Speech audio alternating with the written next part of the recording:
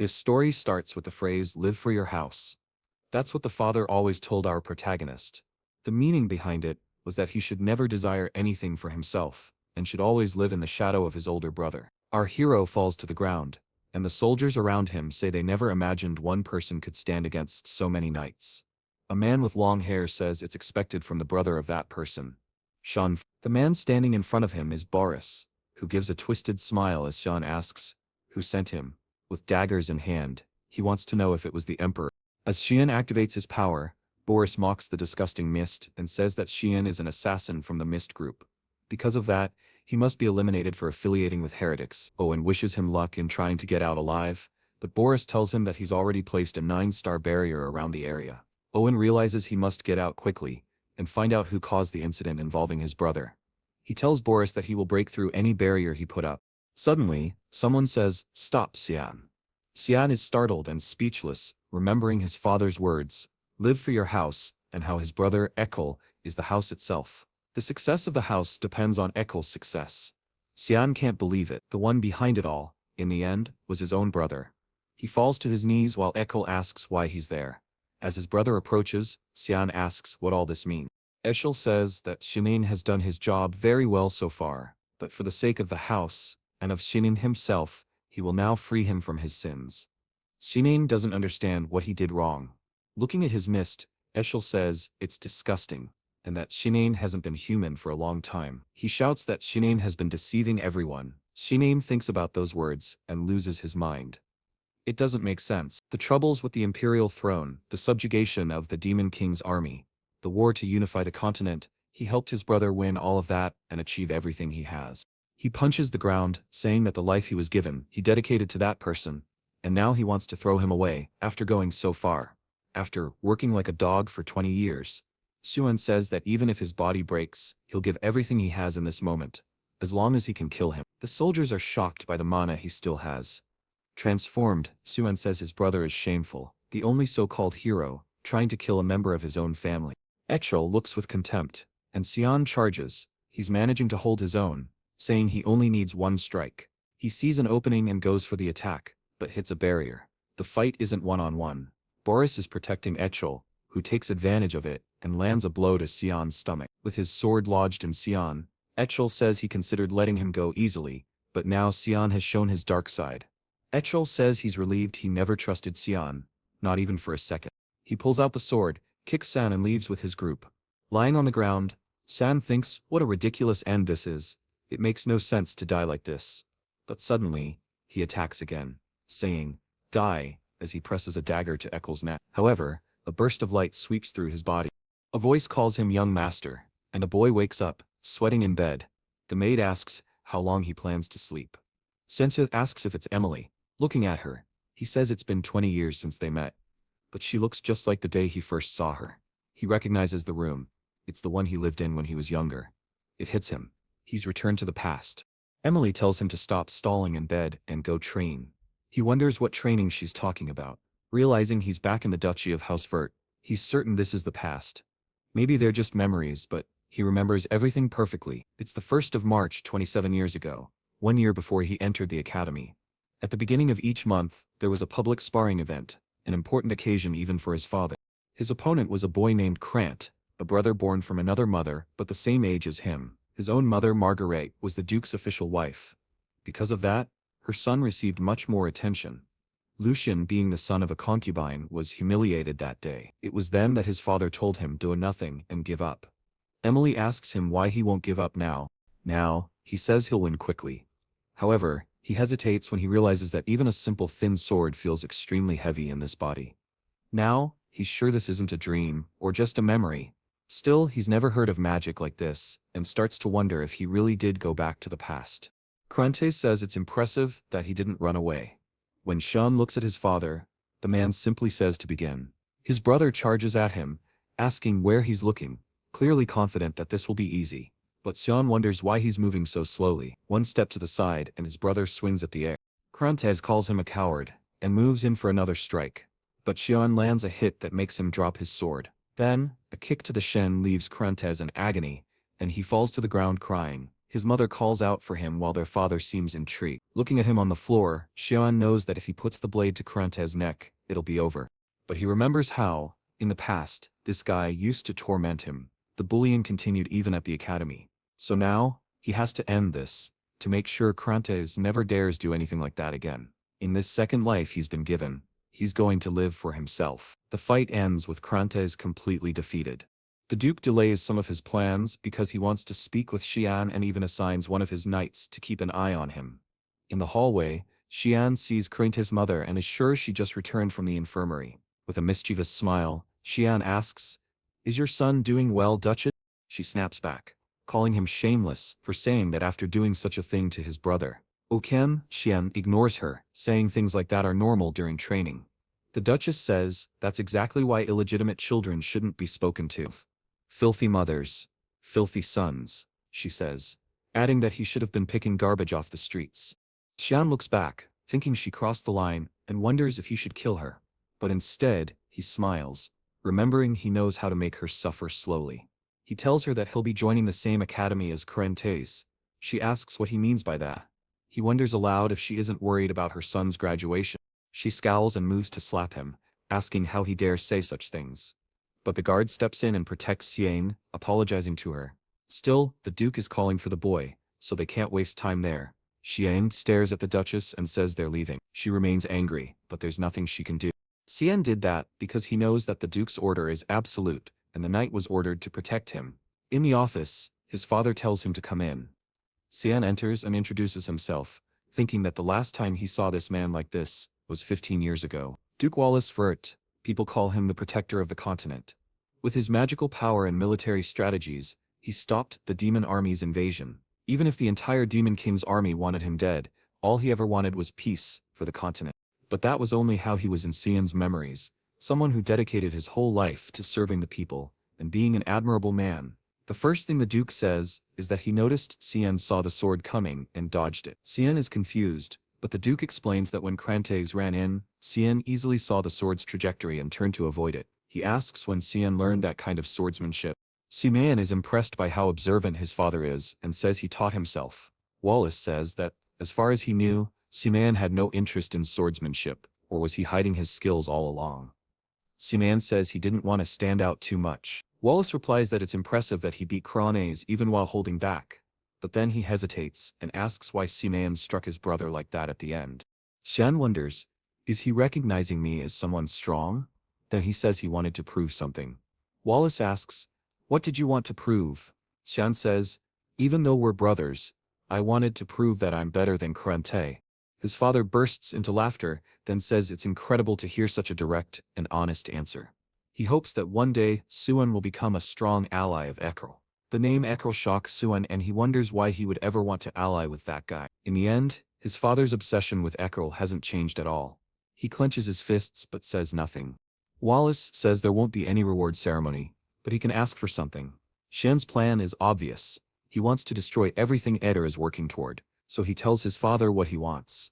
It cuts to the maid asking if he really wants to go to the warfront. He says yes. She's shocked and asks if he's out of his mind. He has no idea how terrifying that place is. It's filled with demons, monsters, and creatures. In the western part of the Empire of Velhaz, there's a place known as the continent's front line, a battlefield where an endless war against the demon army has been raging for 100 years. Because of that, his father, initially hesitant, gave him a condition. He would have to be qualified enough to go there. But Cyan didn't know exactly what that meant. One thing is certain though, he has to become as strong and as fast as possible. Fortunately, he still retains all his battle knowledge from before his regression, and can even feel a bit of demonic power inside him. He just needs to train, and eventually he'll be able to use it. Suddenly, the door bursts open, and someone yells his name. With a hand on her hip, he recognizes her. It's big sister Alice. Whoa! Welcome back. She grabs him by the collar, and the maid asks where she's been, while Lucy is shouting at Cyan asking if he's lost his mind. She heard that he asked their father to send him to the front lines. Cyan is begging her to let go of him. She throws him to the ground and tells him he's getting too full of himself just because he defeated Krantes. She yells in his face, telling him to go up to the roof right now. Outside the castle, the two meet on a bridge. Ely says the match will begin the moment he touches his sword.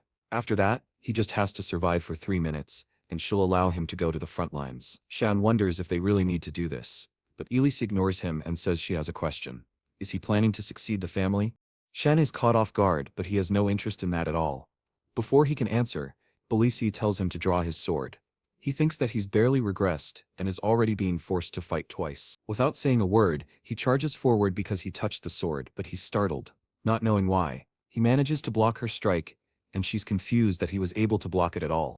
Shinshiren is in disbelief that she's seriously going all out against a brother who's 7 years younger. Hale steps back gracefully, thinking it's impossible that he blocked her long sword with just that thin rapier. She bites her lip, thinking maybe it was just luck, and says aloud that he seems to be better than she thought. Shendrain realizes now he's in trouble, as she comes at him with a flurry of slashes that are hard for him to dodge. She leaps into the air to prepare a vertical strike. Shendrain manages to defend with his shoulder. Her blade slides down his and ends up near her neck. Elise flinches in shock, and Shendrain realizes he messed up. He twists his arm, and both of them pull back. He stops on top of a pillar and thinks that it would have been dangerous if he hadn't moved the sword. He could have killed her. All the assassination techniques he learned are designed for instant kills. He doesn't know how to fight without killing, but she still wants to continue for 3 minutes. It's going to be dangerous for her. Maybe he could channel some mana into his blade, but he's already running low on energy. Suddenly, Elisa begins chanting an incantation, calling for the wind to become her sword. Shen immediately recognizes it as a 6-star magic spell. Her blade begins to glow with the activation of water blade. The boy is crying now. She's really trying to kill me. This isn't a test at all. Meanwhile, Elise keeps repeating to herself that she cannot lose no matter what. On the edge of the wall, Shen realizes the problem. If he reflects her attack, he might end up either killing her or knocking her off.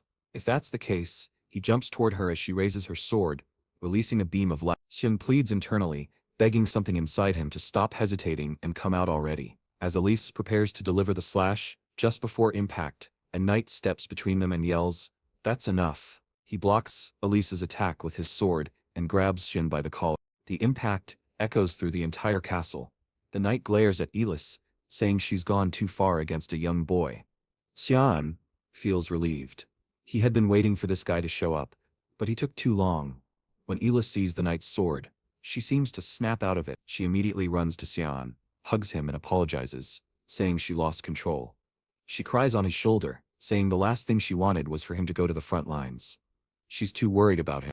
As she embraces him, Simming thinks that she truly is an Onim, a person who studied at one of the academies of Grau and was one of the most qualified swordswomen.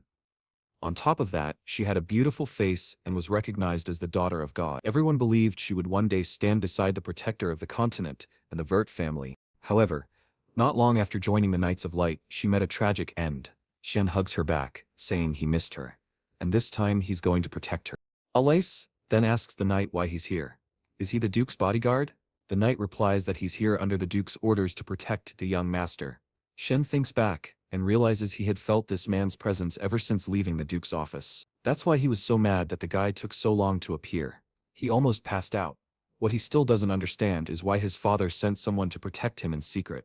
Shen then collapses on Elise's shoulder. She smiles softly, thinking, he really is still a child. The next day she returned to the academy, and Shoan resumed his training to prepare for his next meeting with his father. All he could do was push his body to the limit to build up stamina, but the poor guy is exhausted.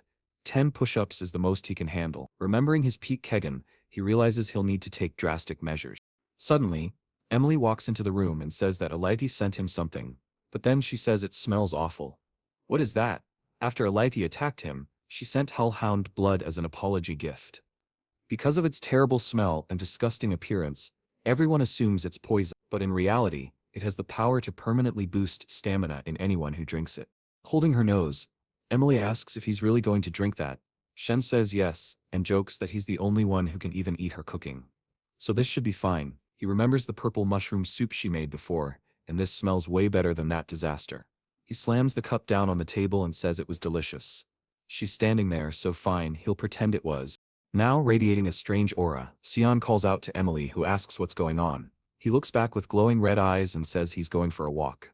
He wants to see how the medicine is working. He begins walking outside the castle, and stops near a large stone, saying he's been wanting to come here for a long time. This was the place he used to visit when he wanted to be alone. But one day, a revelation from the God of Light was given to his brother Ekal, about an ancient temple hidden in this place. Saman had always been skeptical about that story. As he touches the ground, he mutters that no one knows about this revelation yet. Suddenly, the ground cracks open and a red mist begins to rise. He says that what he's about to do is something Ekul could never have imagined. Looking at the underground passage, Xuan wonders if it's finally time. As he walks inside, he notes how different it looks from before. This was once a place that served the god of light, until it was destroyed. That happened during the Holy War 300 years ago. Suming says that it's hard to believe a place like this even exists. On top of the altar he sees a glowing sword and immediately recognizes it as the sacred weapon of that temple. Back in the year 999, the humans finally managed to drive the demons out of the Velha's empire. That's when they discovered divine artifacts, known as the Treasures of God. One of those artifacts was the holy sword Drandark, the blade that led humanity into war against the demons. It was the same sword that Ekul used to kill him during his tragic end. Staring at the sword, Sumjranga wonders if it's somehow connected to his regression. He touches it hesitantly, but then lowers his head, saying he knew nothing would happen. Frustrated, he kicks the sword and walks away, saying that it made him feel worthless. But then, shadows start appearing beneath the light. Suming says he's finally found what he was looking for. Looking at the ground, he notes that anyone would think it's just the sword's shadow, but it isn't just a shadow. He touches the floor and says, "Where there is light, there is shadow." Suddenly, stairs appear, leading down to a door swallowed in darkness. Xian opens the door, hesitating, and when he looks at the altar inside, he finally finds what he came for, the demonic blade. Ear on. He grips the dagger. There's a carved crystal embedded in the dagger. Xian speaks to the blade, telling it that it can wake up now. He continues swinging it in all directions, a bit hesitant seeing that apparently it really is still asleep, but he's clearly falling for it. Swinging a blade he used his whole life really does feel kind of nice. Suddenly, a shadow begins to rise from the ground, saying that he is a very brave child. The shadow asks Cyan if he knows the meaning of taking that dagger. He replies that it means it's his now. The shadow grows larger, and says she can't believe he actually awakened a demonic blade. With a creepy tone, she says it's too late. She flies toward him, saying that now his body belongs to her. However, Xian grabs her by the neck, leaving her confused. A face appears within the shadows, and Xian says that back then, he didn't have much choice. The blade asks how he's able to touch her, and he answers that he already told her, she's his now. The painted pink-clawed blade slashes at him, but he dodges and steps back. She takes the opportunity to gain some distance, and wow, that's the strongest weapon I've ever seen a protagonist wield. She then asks who he is. Seeing the shadow emerging from his body, she wants to know if he's the heir, or at least, why he possesses the heir's energy. He says yes, he is the heir. Now that he's the master, she'd better behave and bow her head. Kiran is seething with rage, saying he's just a brat. She charges at him, saying she won't accept this. While defending himself, Xian knows that the blade's true purpose is to steal the body of its wielder, so there's no way around it. She's just about to strike, when he wonders if he should hold back. With a sly smile, he activates the control of the demonic blade. Kiran is slammed to the ground, unable to comprehend what just happened. He warns her that he'll say this only once, she should accept it while he's still being nice. Completely suppressed, Kiran wants to know how he's using this ability. Sumian simply activates the blade's control again, and slams her to the ground. Before she can say anything he activates it 3 more times. Seeing her buried into the floor, he asks if she understands now. She replies that she truly does recognize him as her master. He's about to use the power one last time, when she calls him my lord. With that, Shenj completes his goal there. He wonders if he should return before someone notices he's gone. In his hands, Kiran says she's looking forward to feeling the fresh air outside. She's super excited, even tossing out a little heart emoji. She's all curious, asking for his name. When he tells her, the blade asks if he really was chosen as the heir. Xian says yes, but that it happened in his past life. Now she's confused by this whole past life business. He explains that he's already died once. She looks even more puzzled. This guy is seriously unhinged. When he approaches the sword, she tells him that it's asleep, and Shin responds that its owner will show up in 20 years. Kiran wants to know how he's even doing this, but he's already unsheathing the sword. Without hesitation, he cuts the hilt. Kiran asks what he's doing. With a somewhat possessed look, Suin says he has no idea. But it's going to be an interesting future. The next morning, a carriage departs from Houseverse Castle. The promised day had arrived far too quickly. Shemdrayan presents himself before his father, who asks once again, is he truly determined to go to the front lines? Simshan responds that yes, his heart is already there. The Duke gives a nod and tells the knight to release the beast. The knight takes out a scroll, and Cyan wonders if he's about to use summoning magic. The scroll glows with a red pentagram. A creature with flames on its back begins to emerge, until a hellhound stands face to face with Cyan. Seeing the creature, Cyan is sure that his father and the knights have prepared this test well. Everyone's hands are on their hilts, ready to draw. Cyan realizes they're being cautious with his life. His father reminds him that everything comes with responsibility. He must prove his will by passing this test. Hearing the word test, the knight becomes hesitant. He was confused when Cyan asked to train with him. Our protagonist had said he had 3 days before the test and needed to prepare as best he could, so he asked the knight for help practicing combat techniques. The knight told him that if he wanted training, he should ask Chancellor, someone his own age. Cyan played dumb, saying he didn't know why, but Chancellor blanks every time he sees him. The knight realized he was in a tough spot. Lucien smiled when the knight agreed to grant his request, but said he wouldn't draw his sword. All he would do is defend. Cyan thanked him and asked for just one more thing. Not to tell his father anything that happened during their training. That was an order. Yukin hesitated, not understanding why Cyan made that request. Then suddenly, Cyan charged at him. Yukin was barely able to block the first. He attacked, but was left in disbelief at the strength of a mere 10-year-old boy. He realized that Cyan's movements were so fast, he had completely disappeared from sight. Cyan was already above him before he even noticed. While wondering where the kid had gone, he felt something and turned to block the attack. Kanan continued to strike without pause, but after several blows, he gave up, saying that unfortunately, he still couldn't beat him. However, he told Yukin that he did a great job, and thanked him for his help. Almost exhausted, Yukin replied that Shuyan had done an excellent job, still unable to believe that such a skinny boy could be so powerful. If what he felt that day was true, the current young master would be able to pass any test thrown his way. The hellhound stood face to face with Cyan and charged. Cyan remained calm as he saw the beast come in for a bite. Something flashed past the hellhound's eye, and it collapsed on the ground far away. Looking back, Cyan said that with his current strength, he needed to finish this quickly. The hellhound got up and decided he had to end this in one strike. He prepared for the attack, and suddenly, the slash had already landed on the hellhound's head. He leapt and drove the sword right into its cerebellum. The knights present were all stunned, while his father gave a small smile. Looking at the carcass on the ground, Lucien said it was a shame, so much blood had gone to waste. But he knew, if he started drinking it, people would think he was crazy, so he let it go. Wawiz then approached and congratulated Cyan, saying it was incredible. Given how things turned out, he said they would surely meet again on the front lines. Cyan thanked his father. Meanwhile, Kiran called out to him, asking if she was just some kitchen knife. Our boy replied no, she's a demonic blade. Then she asked why she wasn't being used. She could only regain her powers by consuming blood. As they walked toward the hellhound, she begged for just a little taste. Sanman told her not to worry, he would use her as much as she wanted. In the northern battlefield, ogres invaded, the alarm was sounded, and Walla ordered that none be left alive. The soldiers raised their swords and activated the Prison of Salvation. A massive shining cross appeared on the battlefield, and a magical circle formed under the feet of all the ogres. From the circles, cords of light emerged and bound them. With them immobilized, the soldiers seemed able to easily defeat them. One of the ogres screamed as a soldier approached. The soldier gripped his blade tightly, prepared to strike, and with a single blow, decapitated the monster. Nearby, Shemta and Emily watched the battle. Emily was terrified. She asked why he had brought her to a place like that.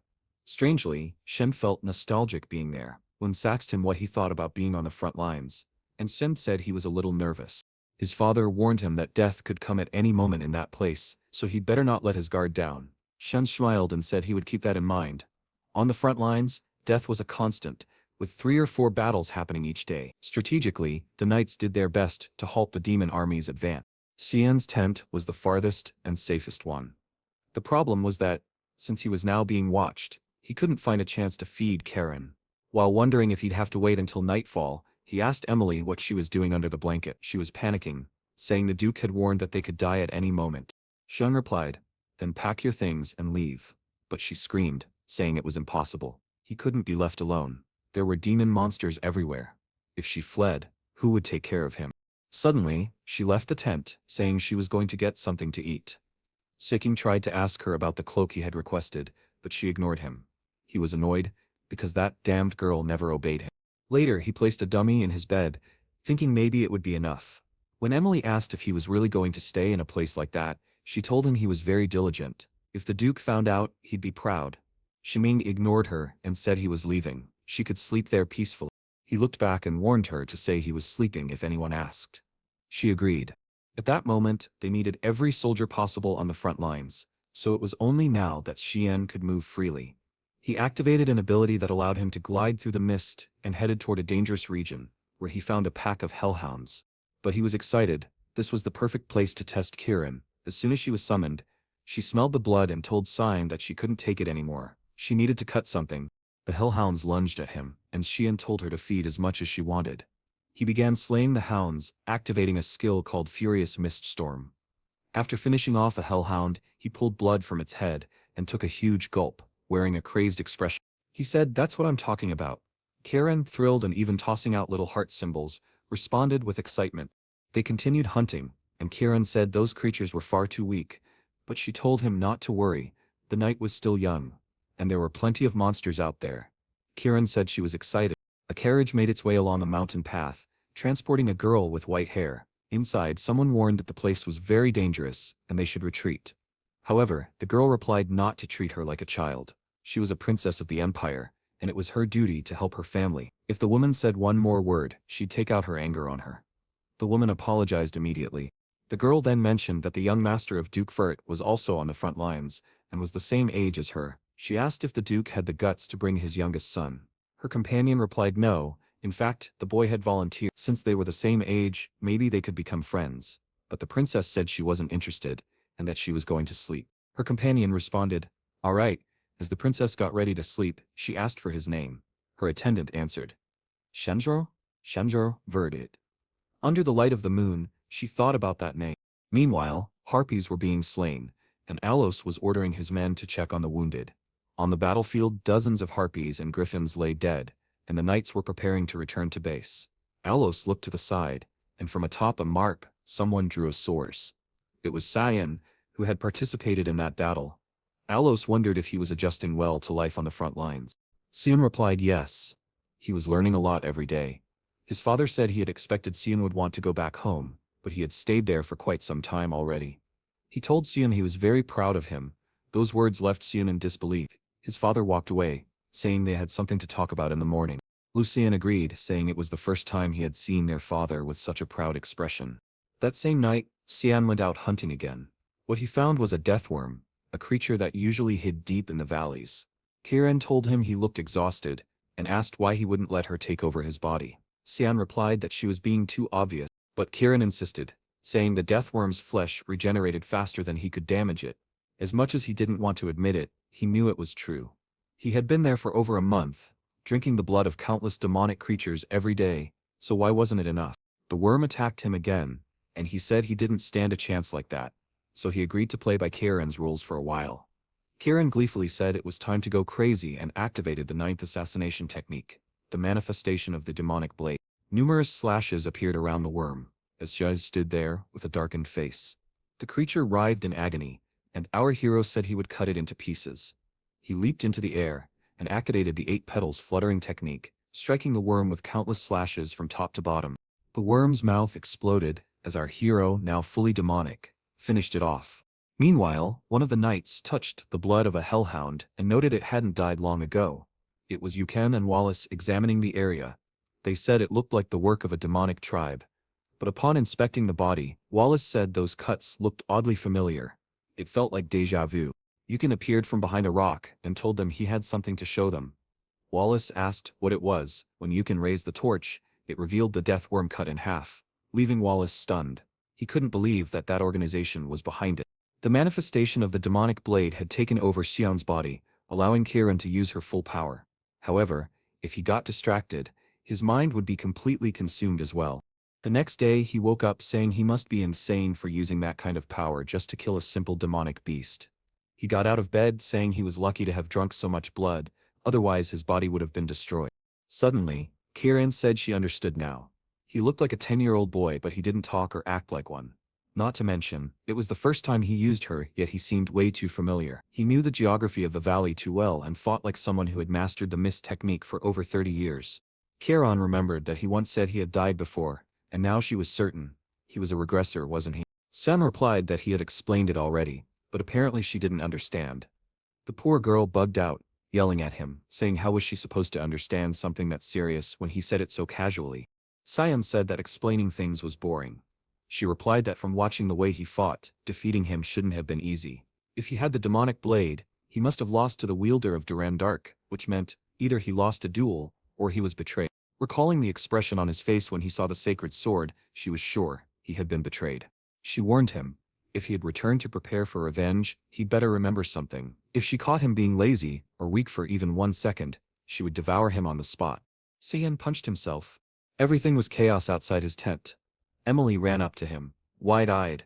Something happened, she panted. Cyan frowned. What is it? She swallowed. They found the body of a demon, a death worm at the valley's entrance. His heart skipped. You're not saying it's the one I killed? Emily shook her head. It's been ages since anyone saw a beast that powerful so close to the border. Cyan pressed on. Anything else? Any rumors? Before she could answer, a knight appeared behind him and called his name. Young Master Cyan, the Duke wishes to speak with you. He stiffened. This wasn't good. The Duke's group had shown up yesterday while he was out hunting. He'd abandoned the hellhound carcass without cleaning it up, hoping to avoid notice before entering the academy. Now there was nowhere to hide. He saluted and entered his father's tent, certain the Duke already knew everything. His father greeted him coolly and said, "Sit." Shen obeyed, steeling himself for what was coming. "Let's be direct," the Duke began. "What were you doing out here last night?" Lucien's pulse raced. He forced himself to smile. "I went to bed early, father." For a moment the Duke seemed to believe him. Then his eyes narrowed. "Strange," he muttered. "The cuts on that wolf carcass matched your blade precisely." He looked at Cyan. "Am I rushing to judgment?" Shen opened his mouth, but the Duke held up a hand. "Something is wrong. Last night's incident we're still investigating, but it appears linked to the Mist organization." "The Mist?" Shen's blood ran cold.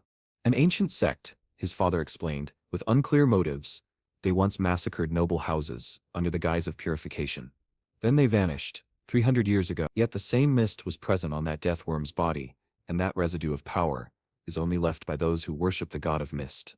In my estimation, whoever killed that worm belongs to the mist." Suming's jaw dropped. "You traced a 300-year-old group from nothing but a footprint?" "I don't know why they disappeared," the Duke said, "but be cautious. I will report this to the Empire." Lucien relaxed. It looked like his father would drop his suspicion. The Duke waved his hand.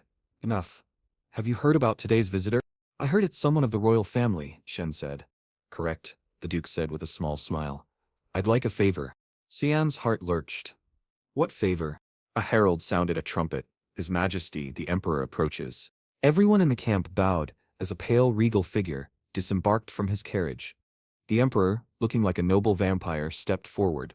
"No need for formalities, old friend," he told Lucien. Then he turned to Cyan.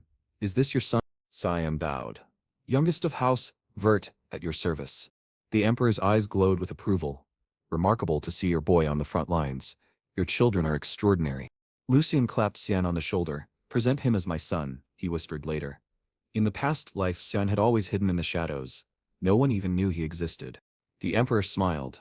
"Perfect time then, to introduce another," he gestured, and a princess stepped forward, white-haired, poised. "I am Princess Aranciris, 5th Princess of the Empire." Shen's breath caught. He remembered her as the unfortunate princess in the Academy's records. One of the Duke's requests was that he escort her. Shen was baffled. He wasn't exactly skilled in courtly etiquette. But the Duke explained, "You'll be the same age in the Academy. Better to travel together." Suming recalled seeing her once before, changing classes. The Emperor added, "It's always good to know someone from the royal family. Even if she won't stay long, this is a valuable connection." Simon wasn't thrilled, but he saw his father's intent. He wanted them to form a bond, as Lucien and the Emperor had. Simon exhaled. "Father, you've chosen poorly. That girl isn't suitable for such closeness." Lucien sighed. "I can't reveal why. I know the future. For now, you'll follow these orders." As the troops marched, Aranciris glanced at a crimson lake. "Why is the lake red?" Cyan explained. "It's called the Blood Lake. Wounded creatures bathe in it to restore their mana, hence the color." She peered down at the floating carcasses. "So it's red because of monster remains?" "Essentially," he said. She nodded thoughtfully. "Thank you for explaining, Cyan Vert." He merely smiled and walked on, knowing his father's plans were far from over. At the end of the path, Erin asked what lay beyond. Shen replied that there was a demon kingdom. She asked, "Is there a demon king there?" Shen said yes. If she kept going, she might even meet him herself. In truth, he was just teasing her. It was a silly question. Suddenly, a flash of light streaked across the sky, a yellow mist cutting through the clouds. Ervins gasped. "What is that?" Sunjui's eyes narrowed. A golden light usually means demonic creatures are entering. She panicked. "They've already arrived?" The Duke gave immediate orders to protect His Majesty and began moving the group toward the third outpost. The Emperor looked disappointed. Wallace, the Duke, wondered what he meant. The Emperor then drew his sword. "I'm not here just for a visit. I was bored," he said with a grin. Wallace bowed his head. "Understood." The Emperor announced to his men that they would assist the eradication squad in fighting the creatures. Wallace then called Cyan over. He responded immediately. Aaron was confused. "Wait, are you really going to fight those monsters?" Cyan nodded. "I may be in the background, but I always fight on the front lines." She shouted that she wanted to go with him. Shen thought, "What is she doing?" She insisted that they were the same age, so it should be fine. But Cyan warned her. "This is a battlefield, not a playground." Still, she kept insisting. Suming finally called out to Yukin, who appeared behind her and told her he would escort her to the safest area. She turned, startled. "Who are you?" "Come with me, princess," he said calmly. She yelled at Cyan, calling him insolent for treating an imperial princess like this. But Xian snapped back. "Every second you waste here will lead to more deaths on the front lines. Are you ready to take responsibility for that?" At that she began to cry. Still just a child in the end. Xumian turned away. "Go. Stop acting like a spoiled brat." The three stood there in silence. On the battlefield, soldiers were being devoured by what appeared to be demonic slugs. Wallace raised his sword and shouted for the troops to return to formation. He pointed and ordered them to protect the Emperor and eliminate all nearby creatures. With a war cry, the soldiers charged into battle. Suf of House Severos had two wives. The first, named Anna, who had passed away, and the second, Cassandra, who was the current ruler of the empire. The first wife bore him two children, and the second also bore two. However, the fifth princess was born to a commoner woman, which led to widespread disdain. Despite this, she never submitted to anyone. As a member of the royal family, she fulfilled all her duties and studied harder than anyone else. Still, many nobles were against her. Through false accusations, they exiled her from the imperial palace and sent her to an isolated place. That's how she became known as the unfortunate princess. Shen recalled that he had heard about this from his father in his past life. He murmured, "Politics and royal life are always like this." Meanwhile, the electric slugs were being slaughtered on the battlefield. Watching the explosions from afar, Shinrain was awed. The Emperor truly was incredible. The Emperor drove his sword into the ground and activated a sacred lightning spell, easily destroying all the slugs around him. Shin had heard that the Emperor's magic had reached 8 stars. If he hadn't become Emperor, he would have been the president of the Magic Council. Clearly, these mid-tier monsters were nothing to him. Later, Wallace and the Emperor shared drinks, reminiscing about old times. The Emperor spoke about the Empire's current state. Recently, assassinations of nobles had increased, causing growing unrest. Wallace guessed that this must be connected somehow. The Emperor revealed that all the assassinated nobles had been known as corrupt officials and a black mist had been found at each crime scene. "Do you know anything about this?" he asked. Wallace said it looked like the followers of the Black Mist had resumed their activity, since he had also found traces near their base. The Emperor agreed that it might be the case, but they would need to investigate further. He admitted that part of him wanted to thank whoever was getting rid of that trash, but the rising tension in the Empire was dangerous. Then he shared something that had particularly caught his attention. One noble had claimed that the fifth princess was involved in these incidents. Wallace was surprised. "People are trying to pin this on her." The Emperor nodded. "I know it's nonsense to blame a child, but if I die, Wallace, please take care of my daughter." Wallace swore an oath to do so. The Emperor thanked him. That night, rain fell over the tents. Emily asked Cyan if he really said all those things to the princess. He ignored her and said he was going out. She pressed, saying if he kept acting like that he'd never get married and would live a lonely life. Cyan brushed it off. "Forget it, I'm going to train." She asked if he was really going out in the rain. He told her not to worry, and just get some sleep. But clearly, Erin had overheard everything from nearby. Erin was startled and asked who she was. She lowered her hood and asked if he was heading somewhere.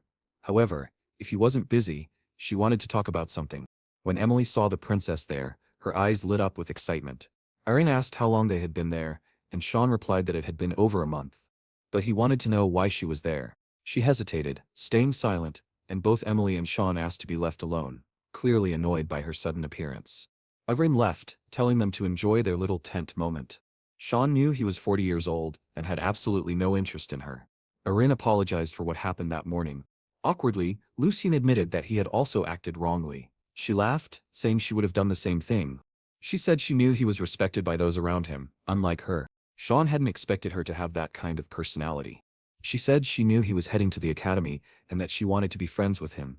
However, Sean politely apologized and said that, unfortunately, he couldn't help her. If she had come to get closer to him, it was better for her to leave. She lowered her head, saying she only said that to break the ice, but he was cruel. Does he think I'm only a princess by name? She thought. Actually, that is how things work, isn't it? Sean remained silent. Tearing up, she said that now she understood his perspective. There was nothing for him to gain by being close to her, and she apologized for wasting his time. Maybe she made a mistake thinking they could talk. He was completely different from Lord Achel. Hearing that name shocked Sean. He turned around and grabbed her arm. She told him to let go and asked why he was acting that way. Sean asked her how she knew his older brother. She said she met him during a visit to the academy last year, and he had told her to keep being a strong princess. Sean knew his brother well. It didn't make sense for him to give advice like that. That must have been the start of his manipulation. A plan to bring down Princess Arin. Sean said he was going to give her some advice. But suddenly the tent began to shake. Emily burst in, yelling for them to run. But a pillar was already about to crush them. An explosion followed, and Emily was thrown from the tent. From a distance, everyone saw a giant ogre and realized that was the young master's tent. Emily, crying, feared for the worst. As the ogre raised its club, the emperor asked what was happening, and the knight reported that the princess's tent had been attacked by a high-level creature. The emperor immediately ordered all frontline troops to assist her and demanded to know who she had gone to meet in such a dangerous place. The giant ogre continued destroying the rear section of the base. Hidden nearby, Sean was stunned. There shouldn't be ogres in that region. They only appear in the depths of the valley. He wondered if this was somehow his fault when Emily called his name. He turned and saw her crying, saying she thought he was dead. He remembered the moment of impact. He had managed to grab Urain and dodge the blow just in time. Of course, someone capable of challenging the Demon King's army wouldn't die to a mere troll. Urain asked if the knights would be okay. Emily reassured her. They were strong. Still crying, she said that if she hadn't been there, none of this would have happened. It was all her fault. The knights said it was all right. Their duty was to protect them. Smiling, one said she could trust them to give their lives if necessary. But just then, a knight shouted a warning. A giant ogre hand was swinging down behind them. The poor man was crushed. Blood splattered as the ogre lifted its red-stained club. Sean told the princess to get behind him. The ogre seemed to sniff the air. Sean realized that, just as he suspected, these monsters were after him. He tried to tell Emily to take the princess and run, but before he could finish, Emily had already grabbed Aaron and dashed away. "Damn it," he muttered. "She's fast, especially when running." The ogre charged to crush him. Sean couldn't use the demon blade. It would expose him. He was still puzzled. Why were these creatures hunting him? What was this smell they were sensing? Karen's voice echoed in his mind. To get stronger, you drank the blood of many demonic creatures. Now, to monsters you smell like a feast. They're drawn to you. Sean was furious. That damned woman knew and didn't tell me. She laughed in his head. Did you forget? The only thing I want is your body. Sean grabbed her presence and turned it into a dagger. What are you doing? She asked, mockingly. Sean realized he had no choice. He had to go all in. He charged forward, shouting that he didn't care anymore. The ogre swung its fist. With sharp movement, Sean sliced off its arm, then dashed behind it, slashing at its neck. With just 2 strikes the beast collapsed. Now, he muttered, just need to deal with the witnesses. In front of him stood a crowd of creatures. Kagran chuckled. You're a little too excited for this festival. Sean froze. A demonic dragon had just appeared. The dragon roared to the heavens. Charon said calmly, "Don't be afraid." He was still just a little cub. Sean immediately activated the manifestation of the demon blade. He pointed the dagger and said he needed to eat him. Meanwhile, the army was fighting off the ogres that had invaded the base. The Emperor and Wallace had just killed the last one, and the Emperor asked if there was any trace of the princess. Wallace apologized, saying young Master Sean was in danger because of her. The Emperor told her to calm down and explain properly. He then asked Emily if she was Sean's servant, and she confirmed. So he ordered her to explain what had happened. Trembling, Emily explained that Sean had drawn the attention of the creatures so the princess could escape. The Emperor said nothing. One of the knights said he remembered the location. If they gave the command, they could go rescue him. The Emperor yelled at Wallace, demanding to know why he hadn't given the order yet. Wallace said they weren't going. Both the Emperor and Aaron were shocked and asked what he meant. Wallace said the recovery of Her Highness was the priority. If that place fell, demonic beasts would invade the entire empire. They needed to rebuild the base first. That was the only way to prevent further losses. Emily then asked what they were going to do about the young master. Wallace said the boy had already fulfilled his duty by evacuating the princess. That's how things worked in House Verte. The Emperor and Aaron watched him speak while Aaron thought to herself, "Once again, it's all my fault." Suddenly, they heard a roar in the sky. When Aaron looked up, the dragon was flying overhead, and she couldn't believe what she was seeing. The boy was hanging from its tail, being carried away. In this world, dragons are the creatures closest to the gods and are considered the most evolved form of life. Normally, meeting such a noble creature would be an honor, so why was it flying so close to these people? Aaron screamed his name, and the Emperor asked Wallace what his son was doing up there. Wallace stood silently. The Emperor demanded to know why he wasn't doing anything. Meanwhile, up above, Sean didn't know what to do. He had just wanted to drink a little demon blood, but things had gotten complicated. As soon as the dragon appeared, he challenged it. A swarm of weaker monsters had attacked him, so he used the Furious Mist ability to wipe out the battlefield. Then he approached the dragon and realized it wasn't fully grown yet. But the dragon prepared an attack. Sean was in shock. An explosion followed, as a laser sliced through the entire battlefield. He managed to dodge next to the dragon's head, and muttered that it was just a kid. "How dare you spit at me the first time we meet," he yelled, slashing its eye. But now, suspended in midair, the dragon struck back. Just as the blow was about to pierce him, Sean smiled and activated the mist blade, using the 8 fluttering petals to slash the dragon from all directions. The beast crashed to the ground with a massive explosion, and Sean realized just how impossible it was to kill a dragon. His shoulders were already worn out. But now that it was on the ground, it was time for the final blow. However, the dragon beat its wings to create distance. Sean knew it was going to fire the laser again, but when he looked, the dragon was fleeing, terrified, flying off in panic. Sean launched himself at it, yelling, "You're not running away, you bastard." That's how he ended up hanging from the dragon. The problem was, when he looked down, everyone was watching him. Now how was he going to explain this? Karen asked why he was frozen like a statue, and he replied, "Can't you see everyone down there?" "No, girl." Karen was furious, saying she would have to use her powers after being summoned. But Sean said if he did anything demonic here, he'd end up on a stake. She screamed, "Then what are you gonna do, you little bastard?" He shouted back, "I'm thinking, shut up." Down below, Wallace finally began to chant a light spell. Sean instantly recognized it, an 8-star attack. He couldn't believe his father was about to fire that at his own son. And that's exactly what he did, raising his sword to the sky. Lucian was panicking. What kind of father is this? The dragon, however, swooped down toward the magic and began dodging everything. Sean muttered, "Good job, well done, buddy, but don't relax yet." The real problem appeared from behind. He saw it coming, it was right in front of him. There was no way to dodge. The blast struck the leg he was holding on with, and Sean fell. He was sad, thinking he had lost his lunchbox.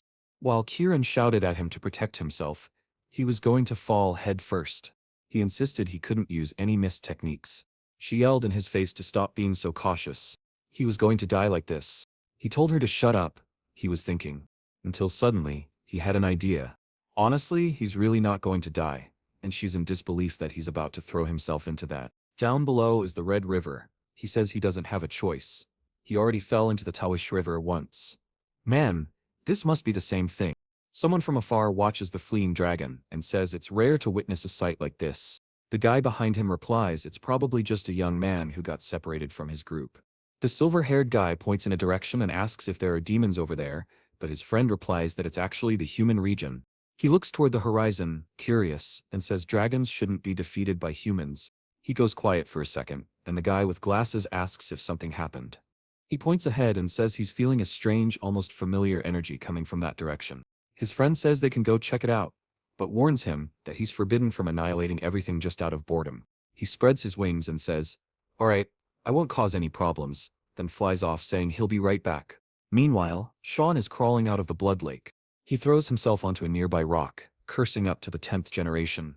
This one really wasn't easy for him to wake up and pay attention. They're in the demon realm now. Sean tells her not to worry, it's very rare to encounter a high-level demon in this area. Then, from behind, a voice says, they knew they'd find something interesting. Sean is startled. That's a voice he'd never forget. The demon behind him asks if he's human, and Sean immediately knows it's the Demon King Valkyrian. He remembers that, in the past, this guy said the exact same thing, that Sean was like evil condensed into a single person. Valkyrian asks why he's not answering. Aren't you human?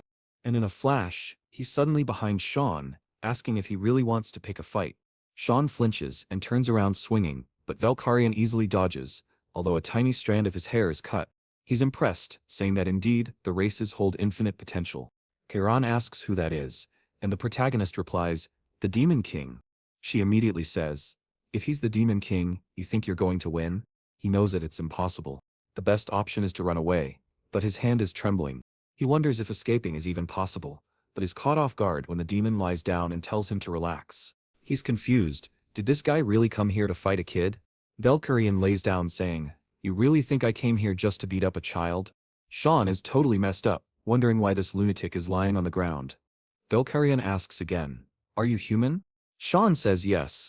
Valkyrian doesn't even seem curious how he got there. Sean explains he was carried by the river. Valkyrian figures this must be his first time in the demon realm. Then he mentions he sensed a strange energy and asks Sean what he is. Sean says he's just a normal human. Valkyrian replies that he says that, but he seems to know exactly who he is. Sean admits that makes sense. It's not the first time they've met. Valkyrian stretches and says, maybe, though it's the first time he's seen the human.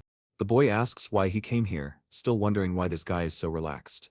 Valkyrian says he felt a strange energy, while out on a stroll. Sean is confused. The Demon King goes on walks? Valkyrian confirms. Of course. As the Demon King, he needs to keep an eye on the lands he rules. He stands up and asks, boy, what did I just say? Sean repeats, the Demon King needs to keep an eye on the lands he rules. Valkyrian points at him and says, you're not even surprised, huh? He suddenly starts yelling, are you sure you've never been seen before? What kind of kid reacts like this? Sean knows that the invasion of the demon realm is about to begin, but this guy is completely different from the one he once knew. What could have happened to change his attitude so drastically? Kiran asks, so, as Demon King, what does he want to do? Valkyrian smiles, saying it's bold to ask such a thing to the Demon King. But he adds, isn't it obvious? As long as my subordinates are alive and fed, there's nothing else I need to do. But everything changes if someone tries to mess with that. In that case, he'll wipe everyone out. That is his simple duty as Demon King. For a second, Sean felt the same demonic aura as the one who first attacked the Empire. Somehow, he has to prevent that from happening. He then asks Valkyrian if he wants to make a deal. Valkyrian asks, what kind? Sean says that something will happen to him in the future, an incident that will put all of his subordinates at risk. Valkyrian tells him to explain this nonsense. Sean says he doesn't know exactly how it'll happen, but it'll be an incident that becomes the catalyst for a war against humanity. Valkyrian crosses his arms and asks if Sean really believes that he, the Demon King, would attack the human lands. Sean says that's exactly why.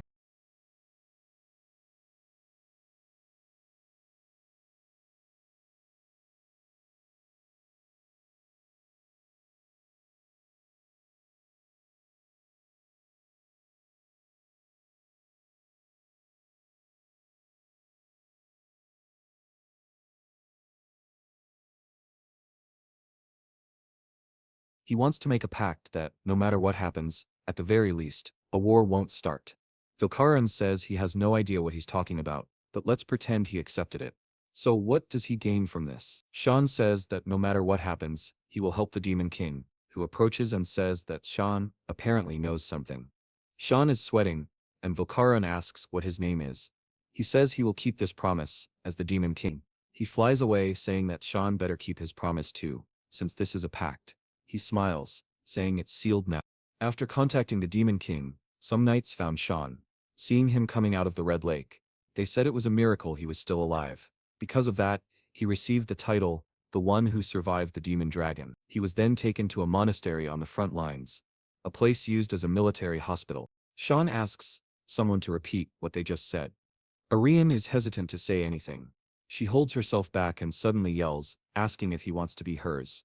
The poor guy is confused, not understanding what she means by that, but he says he's not interested. She, obviously, is shocked. She starts crying again, saying it was expected, right? After all, she's the fifth princess with no power at all. Sean is lying in bed, thinking she's already managing to annoy him. He knows that Princess Aranim is the weak link in the imperial family, and the way she's risking herself, her end is obvious. The problem is that he can't get the idea out of his head that his damn brother is behind her death. He then says, she's right. Currently she really doesn't offer him any benefit. She has no possessions. He takes a hit. On top of that, getting involved with her politically is extremely risky. He takes another hit. However, he says he'll take care of her until she resolves what needs to be resolved. She asks if he's really going to do that. Sean says yes, it's a promise, so she doesn't need to worry. She stands up, saying she understands. When she becomes someone, it means he acknowledged her power. She points at him saying she doesn't know when, but she will make him recognize her power. Sean sits there, anxious, thinking, what a mess. She was depressed just a second ago. Before leaving, she says there's one more thing. She thanks him for surviving, then she walks away, and Sean stays there, silent. At the edge of the camp, in a forest nearby, a hooded man looks around. He takes a cube in his hand and smiles, saying that it's almost time. However, a voice calls out to him, Reinald Crimson. So it was you. He can't move his body, as if he were trapped by invisible chains. Someone behind him says that this is a small dimensional box, and based on the timeline, it was created before it was ever commercialized. This box can store anything, as long as the person desires it. From the shadows, Sean speaks, saying that this is the masterpiece that created the Magic Council. He had observed the guy for an entire year, smuggling things out of the Empire. He pulls the box, saying he's taking it now. 7-star Magic Knight, Reynold Crimson, Sean says. Reynold asks who he is, and in that moment, recognizes him as Cyan Vert. Sean throws the box's contents on the ground while Reynold demands to know how he found out about this. Sean ignores the question, saying Reynold must have an informant to know the exact timing and place. Reynold keeps insisting he has no idea what Sean is talking about, but Sean says there's no way he can lie. After all, the blood of these creatures is already being sold in the Empire. That's how Ash sent him that gift, containing hellhound blood. The man is sweating, wondering who informed this kid, and what the hell is going on. He has no idea how Sean trapped him, but if he moves slowly, he stretches out his hand, uses a fire spell and yells for Sean to die. A blast surges toward him. After attacking, Reynold says, good thing I took this seriously. Can't underestimate the son of Shirit. Seeing that nothing is in front of him, he finally relaxes, only for his hand to be suddenly cut off. He screams in pain and can't understand what that mist in front of him is. Upon seeing Sean, he mutters that he must be part of the mist, but Sean grabs him by the neck and slams him against a tree. Sean gives him two options. Either you confess and die peacefully, or you don't, and die in pain. In the western supply zone of the camp, some people are organizing boxes. They see 2 crates of potions, and are excited. It'll be enough to carry even more. One of them is just curious to know what's inside the biggest crate. However, upon opening it, they both gasp in shock. It's just the head of Reynold from the mountain. Tangoran asks if he's really going to let the others live. Sean says yes, this is enough. As a warning, that guy had been smuggling demon items into the Empire. Those items would end up in the Magic Council, a place where people would do anything, any kind of madness to understand magic.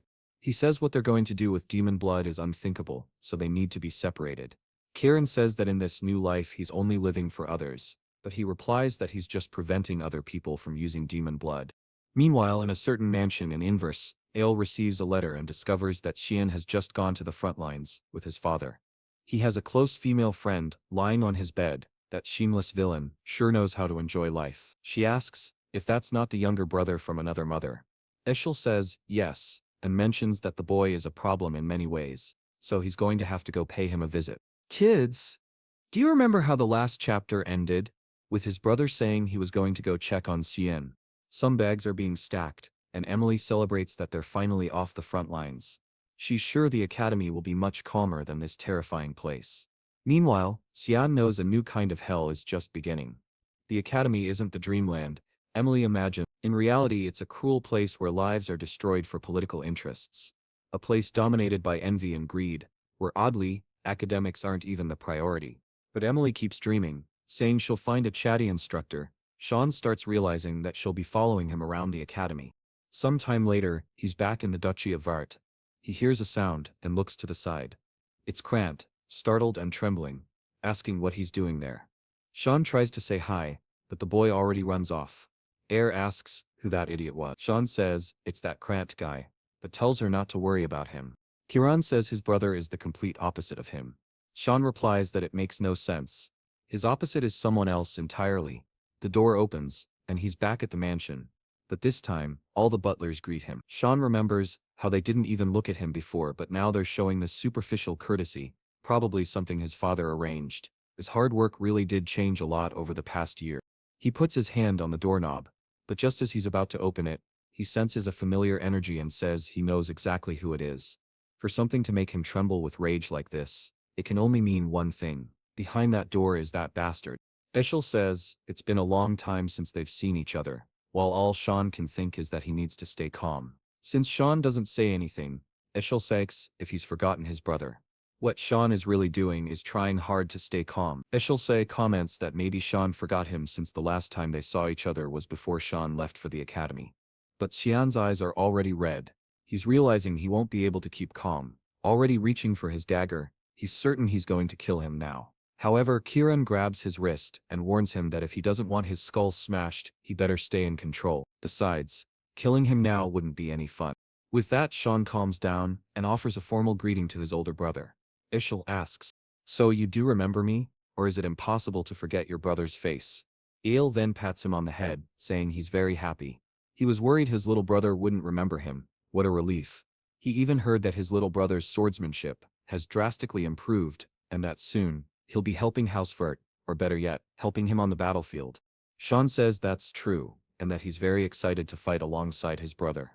Ishal stares at him and says he's relieved to hear that, since the only reason he came here was to find him. Sean knows that Ishal is the type of person who completely ignores people he finds useless. Now that he realizes his brother is only here out of interest, to use him, he relaxes and says he also wanted to see his brother again. Meanwhile, Emily is dragging their bags, completely exhausted. She drops them in the hallway, saying it was way too hard. She shouts at the door, asking how he had the nerve to leave everything to her. Suddenly, Eshel Saab appears in front of her. He smiles and says he heard they're very close, and he wants her to keep working hard for Siam. He walks away while both she and Sean thank him. Then she screams at Sean, saying she almost died of fright. Why didn't he warn her that Eel was here? Sian ignores her and tells her to leave for a moment. She asks why. Coldly he looks at her and says, "It won't happen again." She's startled by his expression. Sian goes into the bathroom and begins vomiting into the toilet. Dizzy, he asks Kiran why she stopped him. She answers that he should be thanking her. He says it was the perfect chance. If he had lost, she could have taken over his body. Ariam says he doesn't understand. The more hatred he feels, the better it is for her. He smirks, saying that's exactly who she is. Meanwhile, someone goes to Exel's door and asks to enter. Exel tells him to come in. The man informs him that he has confirmed the location of the second young lady. Exel asks where, and the man confirms she is currently residing in the northern continent, in the land of the elves, in Proena. Ia smiles and says it's amazing how she can get along even with a race that hates foreigners. That's a testament to her natural affinity. He then asks to be notified if she shows any sign of returning to the Empire. The man asks if something happened that changed Ekel's mood. He asks why he thinks that. The man explains that he seems to have a much more radiant aura. Was meeting his younger brother really that incredible? Eshel says, it was terrible. Maybe that's one way to put it, but at this moment, he's actually pretty pissed off. The poor servant is trembling. Apologizing. Eshel paid very close attention to Xian's gaze and interpreted it as the look of someone who just saw his enemy. Did he see something wrong? He knows there's something strange about that boy, and he'll need to watch him closely. The butler says he understands and says he'll assign someone to keep an eye on him. Eshel stands still, staring out the window, remembering Xian's look, wondering what he's hiding. Outside the mansion, carriages gather. Emily is yelling that she's very disappointed in the young master. He says it's her fault he can't go, since she's not suited to be a guard. She gets angry, saying he should have warned her earlier. The carriage starts to move, and Sean waves goodbye to her, telling her to stay calm, while she shouts at him not to cry just because she's not there. Sean makes a goofy face and says he understands, while Emily is shocked he's actually leaving like that. She starts yelling, saying that even if he's bullied or beaten up by everyone, he shouldn't lose hope. From afar, she shouts for him to come back safely. Sean remembers that when he was 8 years old, he got a high fever that caused him to faint. Back then, no one else took care of him. Only Emily carried him on her back. Even in the rain, she was the only one in the family who tried to find a doctor to help him. After a long search, an old man opened the door. If it weren't for her that day, he probably would have been found dead in one of the mansion's rooms. With a bright smile, he says that if she keeps following him like this, she'll end up dead, and he can't take her to the academy, because to him she's too precious. Now he's alone in the carriage, but he's surprised that they assigned 6 intermediate-level knights just to escort the young master to the academy. He's pretty sure he'll see blood before even arriving. It was already late afternoon. The knights looked at each other and decided to stop there. They informed Cyan, who asked how far they still were. They told him they were near the central city of Saffron and would likely arrive there by morning. Sean says he understands and asks them to call him once they finish setting up. But he already knows they're lying. After all, this forest isn't anywhere near Sauron. Camping in the middle of the day in an isolated place and lying about the location.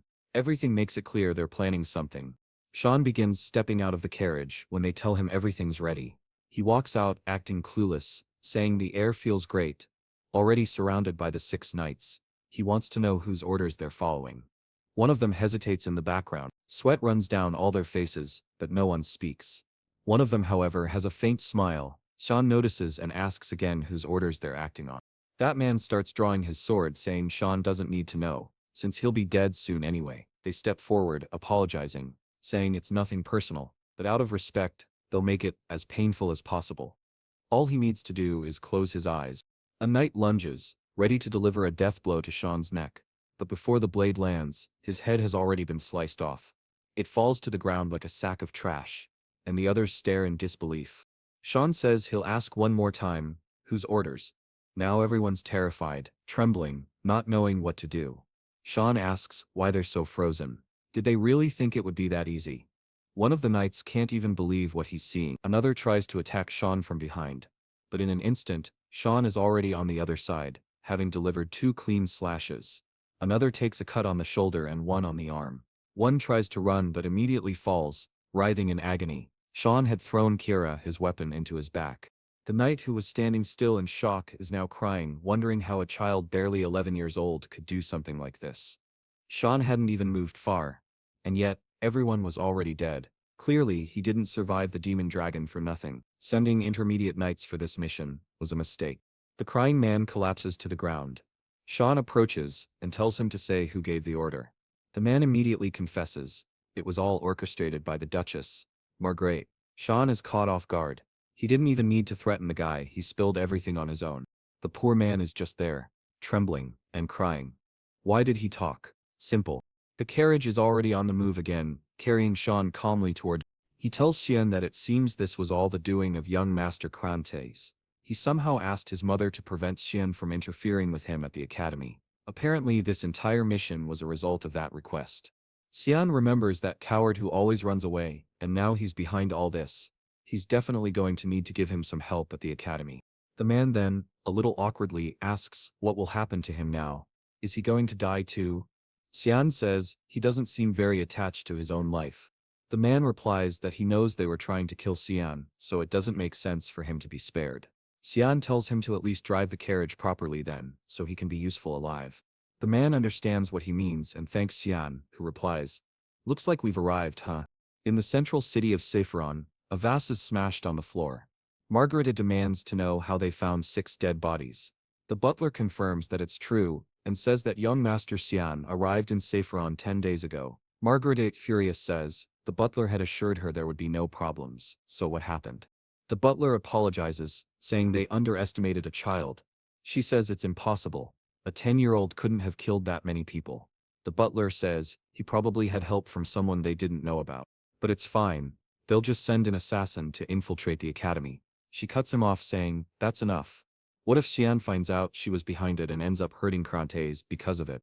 She remembers Cyan asking whether her son needed to graduate. Biting her lip, she says it's best not to do anything else before things get worse.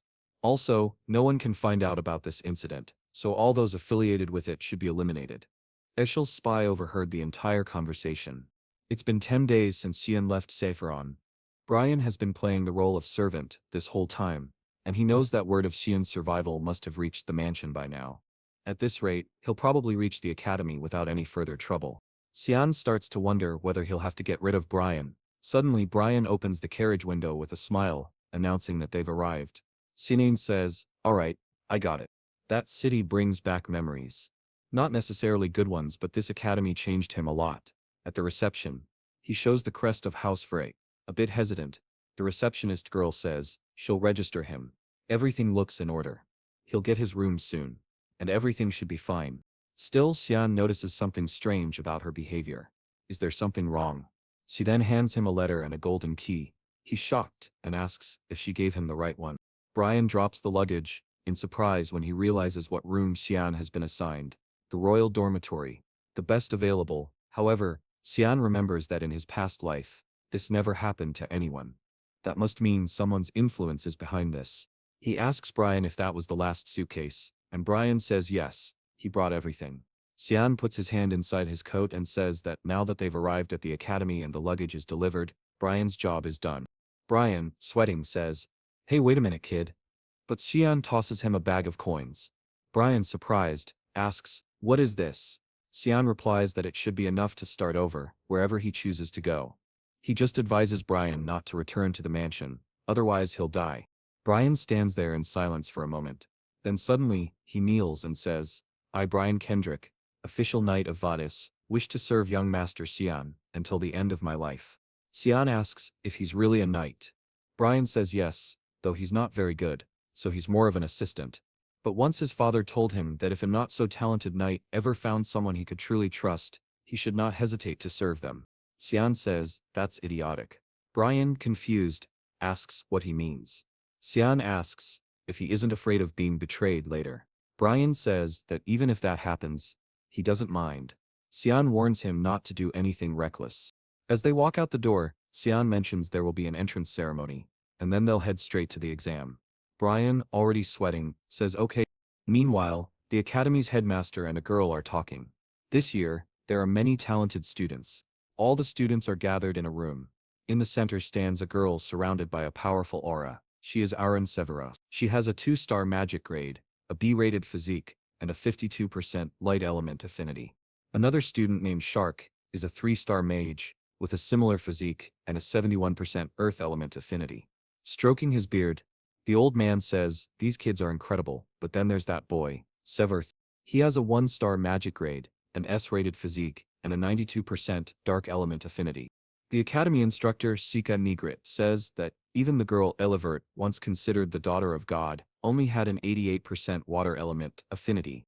The old man comments on how interesting it is that the person everyone believed had an unsurpassable talent has already been outshined by her own brother.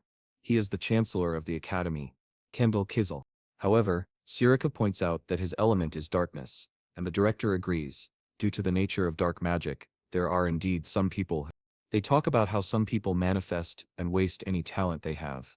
However, he tells her that Shimin received a royal dormitory. She says she heard about that from the other instructors, and he informs her it was an order from the emperor. Apparently, Cyan saved Princess Arin, who was with him on the front lines against some demonic beasts.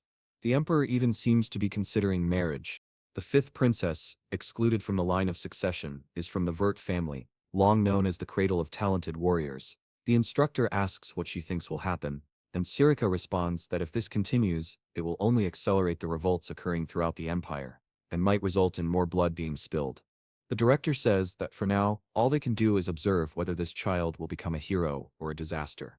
Walking down the hallway, Cyan is thinking about his 92% dark element affinity. In his past life, it was only 80%. Could it be because of the demonic beast blood he drank?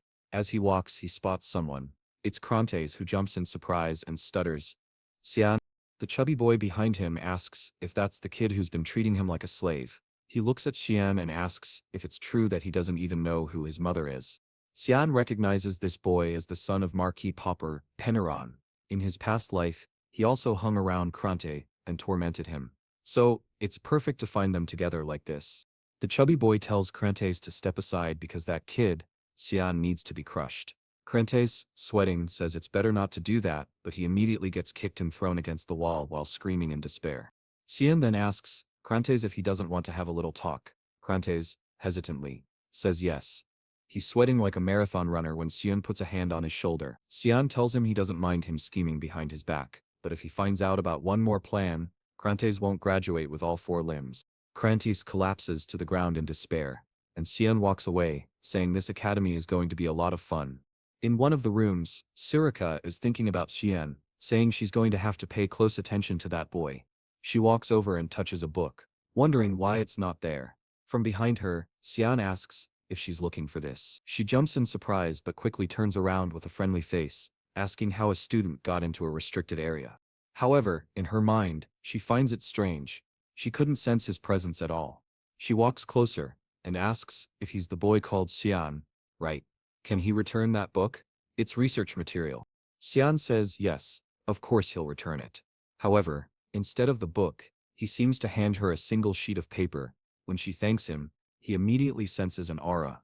Books around the room begin to fly, and he asks if that wasn't what she was looking for. Instructor Surika, or rather the current leader of the Mist Assassins. Obviously, she wants to know how he found that out. Cyan remembers that in his past life he thought of her as just another regular instructor. She would ask how his life was at the academy, and he wouldn't say much. He used to attend counseling sessions with her. When she talked about his growth potential, he thought it was all a joke, and didn't care. But one day, Surika said she was interested in him. She found it fascinating that someone had an 84% affinity with the darkness element. Cyan replied that it's an element that doesn't always manifest. But Surika said it's just that humanity doesn't understand darkness yet. Unlike others, she believed his growth potential was infinite. That stirred Cyan's emotions. Surika said she wished him the best for his future, and he thought maybe she could guide him, or at least, that's what he believed at the time. He was completely deceived. The girl behind those glasses is very different from the academy instructor she pretends to be. She's the leader of the Mist Assassins, hiding within the academy where most of the continent's nobles gather. Suddenly, she says it's fine, she wants to hear the details in her lab, so he should follow her. Cyan is startled. She's calmer than he expected. Looking at her lab, he says, it seems just like he remembered. He's about to drink the coffee, when he pauses, realizing she probably poisoned it. Now it makes sense why she was so calm. She says he doesn't need to worry, it's just enough to melt a few organs.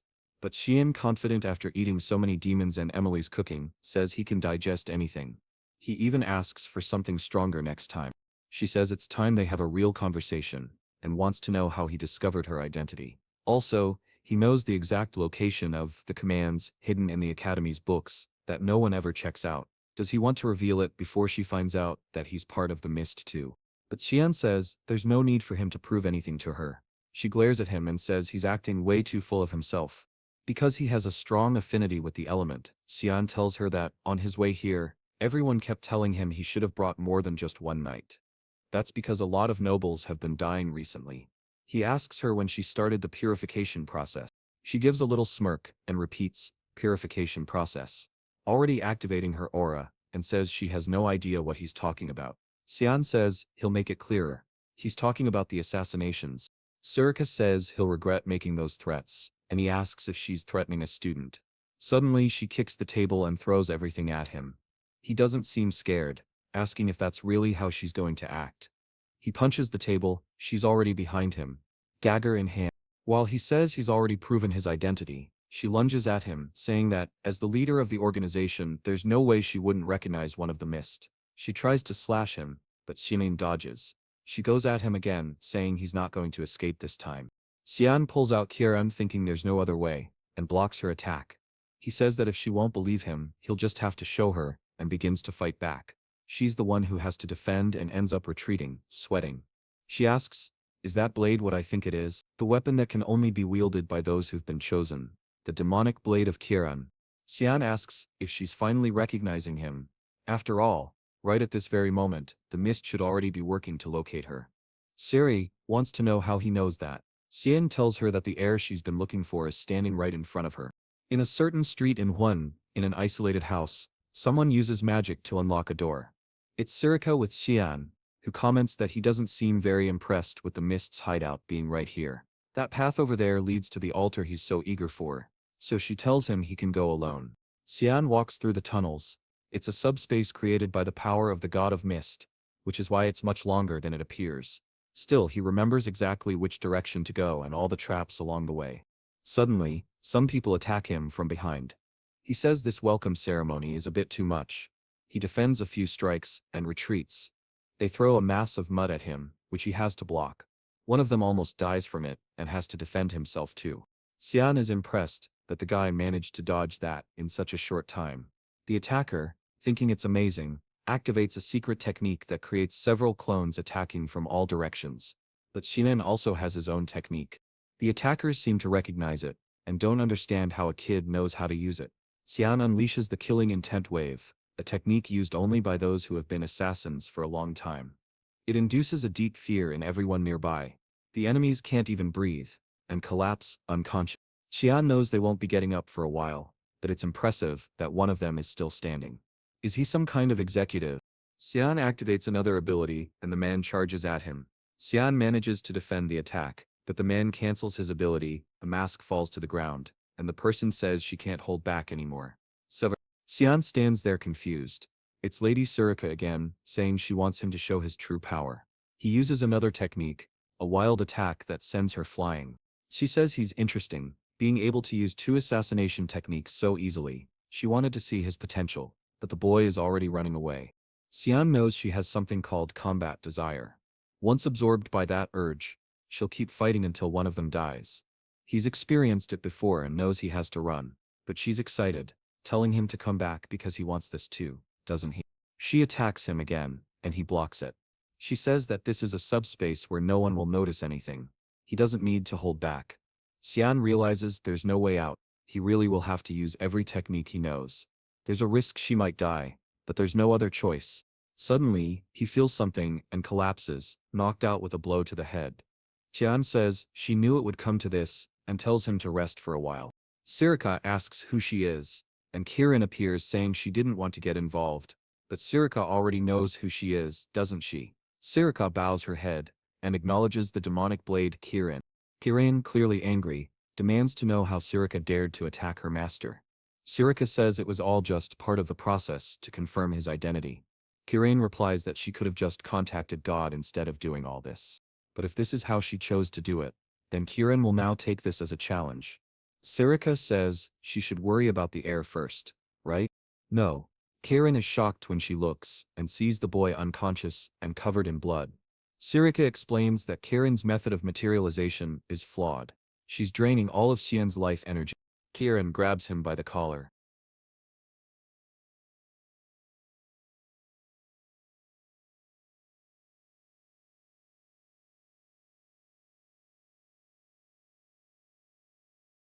Furious, he asks how Sean can be so weak, after drinking so much blood. Surika then says that, as a leader of the Mists, she would never refuse a battle.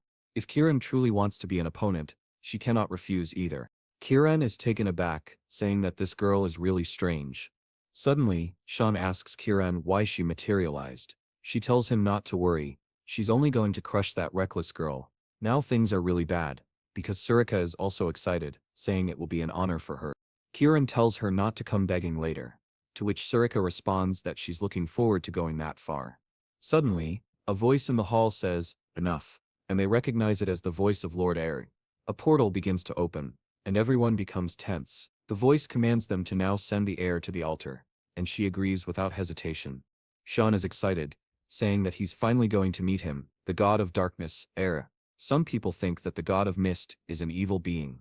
Someone for whom murder is as natural as eating. Someone who justifies his actions under the pretense of doing them for the world. However, he claims that the deaths of those people were actually good. By paying with their lives, they became righteous. Most people believed that this was insane logic. That this god was an idiot. Someone who pretended to protect the powerless. Sean passes through the portal and finds himself in front of a throne staircase. The god asks if he knows who he is. Sean says, obviously, he's Eri, the god of the black mist. The god asks if he is Cyan Vert and wants to know what right he has to consider himself his heir. Sean challenges him, asking if he can't feel that the power of the mist is already present in him. The god says there are two ways to become an heir. The first is by receiving the mist stone directly from him, and the second is when the stone itself finds the heir. Since he doesn't know Sean, it must be the second case. He knows the stone that was on the altar disappeared a year ago. What's strange is that Sean not only awakened Kirin, but also seems to be using her quite well, and his eyes don't match his age. Because of this, the god concludes that Sean belongs to a timeline he doesn't recognize.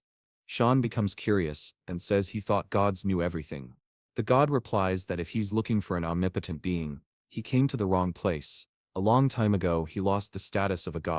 Sean kind of already knew that, but now the god is wondering why everything seems strangely easy for him. Sean asks what he means, and the god explains, he was just sitting there peacefully, and now the heir has appeared. Why did Sean do all his work for him? And on top of that, he brought along a very troublesome item. Thinking that Sean might be dissatisfied with the demonic blade, he suspects that he might try to obtain the power of the sacred sword for himself. Sean smiles, saying he has no interest in that. If that thing never sees the light of day, it will remain nothing more than a worthless piece of junk. The god begins to stand up, saying that Sean has some strange habits, but precautions must be taken. And as the rules dictate, raising his arm, he declares that now Sean will become the absolute creator, the heir who will succeed his power. He asks if Sean wants that. Sean remembers that in his past life, at that exact moment, he answered that he would live for his older brother. Obviously that was foolish, but at that time they didn't seem to care much about his answer. When he left, the place fell apart, and Sean was left wondering whether they even wanted something from him at all. The god says there are more important things than foolish conviction. Now Sean thinks maybe the god already knew everything that would happen. He approaches, and says he no longer has any interest or belief. The god looks confused, and Sean says he will use the power in the most selfish way possible, entirely for himself. The god says that right and wrong are determined by the individual, and asks if Sean won't regret that decision. He warns Sean to answer carefully, or he'll kill him right now. Sean says he doesn't care about the consequences of his actions. He won't take orders or follow commands from anyone. He's followed his own path, and that's all he wants. The god says Sean seems to have something in mind, and asks what it is, but Sean refuses to say. The god says all he needs to do is purify the names given to him. The rest doesn't matter. Suddenly, he appears behind Kieran and says it's time to have a little chat with his daughter. He starts pulling her cheeks, saying how much she's changed. He asks if she likes her master that much. He tries to give her a kiss, saying he's so happy about his daughter's growth, while she's yelling at him to get away. The god wants to give her all the fatherly love he can, while Kieran is asking Sean for help, who pretends not to see anything. As he leans in to give her a kiss, a pentagram appears. A magic spell begins to cast, and Kieran asks what's happening. Suddenly, she assumes a physical form. Looking at her hands, she's confused. Why does it feel like she actually has a real body now?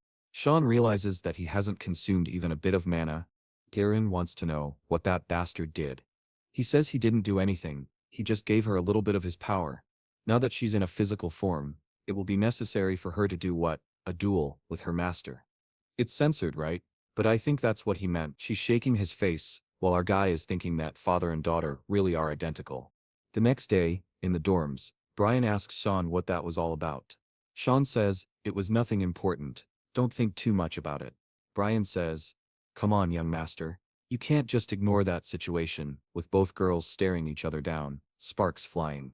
Kieran is questioning why Sirika came so early to visit the young master. People will start gossiping about a relationship between an instructor and her student. Sirika says it's nothing. She just came to deliver a book to a very studious boy. Kieran, annoyed, says that as a leader, Sirika should act better. Sirika responds by asking why Kieran is so involved in other people's business. Protinence decides it's better not to get involved and leaves the room, saying he'll go for a walk. The two girls are at each other's throats, while Brian is sweating, not knowing what to do. The city seems busy as Sean watches everything from a pillar. He finally manages to relax a bit, but suddenly, he smells blood. Someone is thrown to the ground, gets up spitting blood, and is clearly in pain. Some guys nearby say they should try that thing. It's horrible, so it'll be fun. A blonde guy forms a ball of mana in his hand, shows it to the girl, and tells her to take a look. He pulls her mouth open, and says he brought something delicious.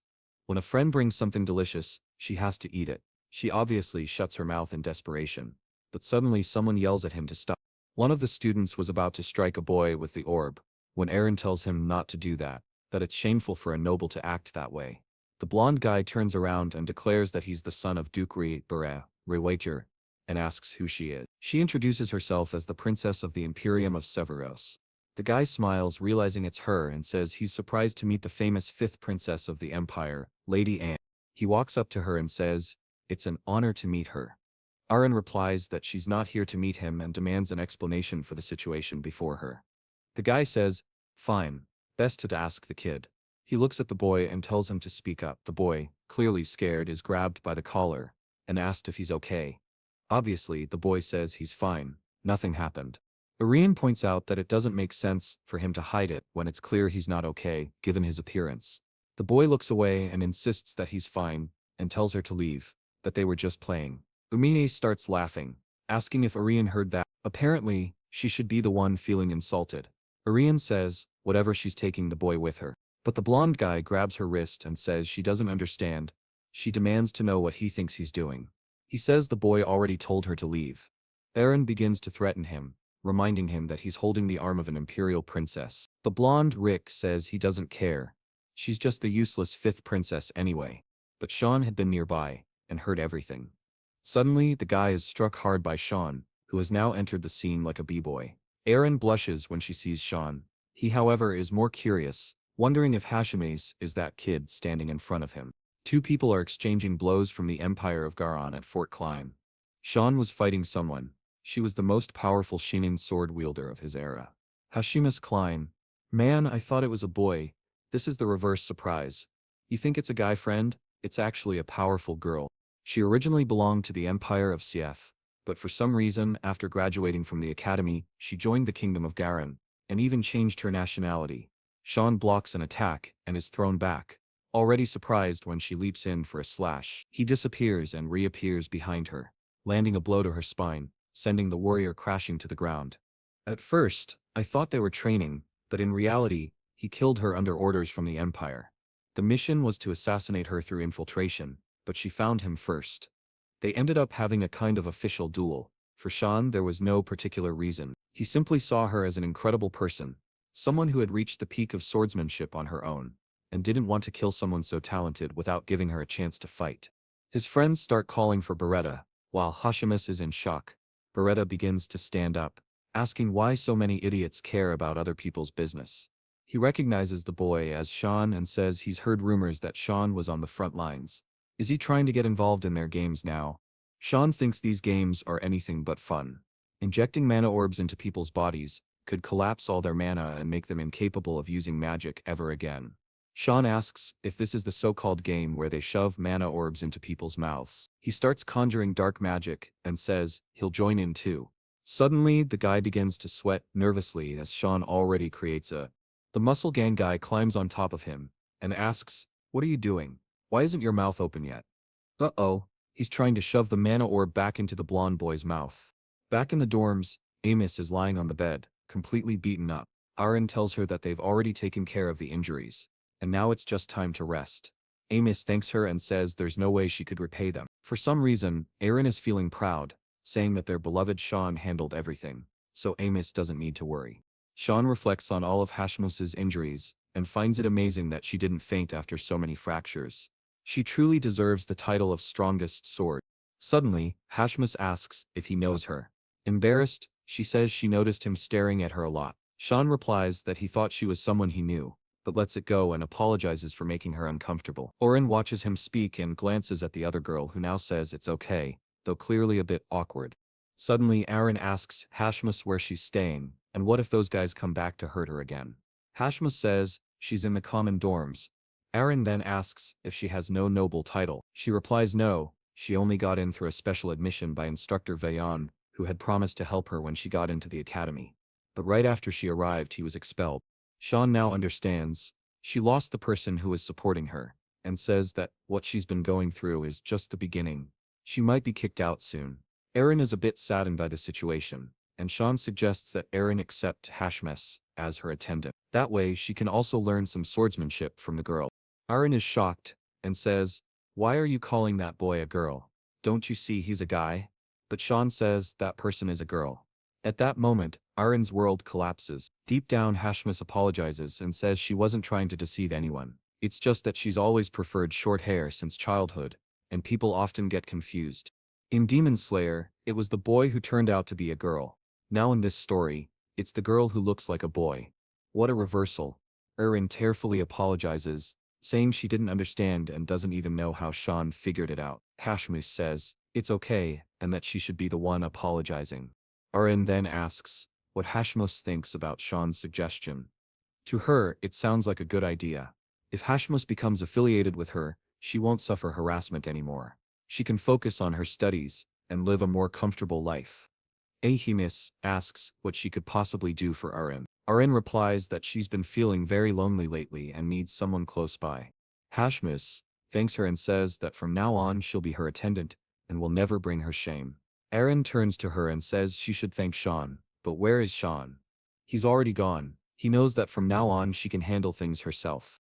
Now he understands why Hashmis left the Empire of Shief. And probably, if it weren't for that awful beret, she wouldn't have lost control of her mana. Now the person who was already the strongest Shining sword in the continent has her mana intact. She might become someone difficult even for him to defeat. But that doesn't matter for now. His attention is elsewhere. Specifically on what Surika personally gave him that morning. Her mission, his first chance to help the association.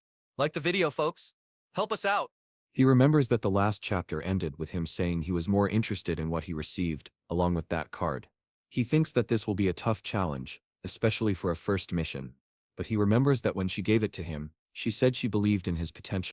The problem is, if the missions are already this hard from the start, he doesn't even want to think about what's coming next. But suddenly he hears something nearby and boom, an explosion erupts out of nowhere.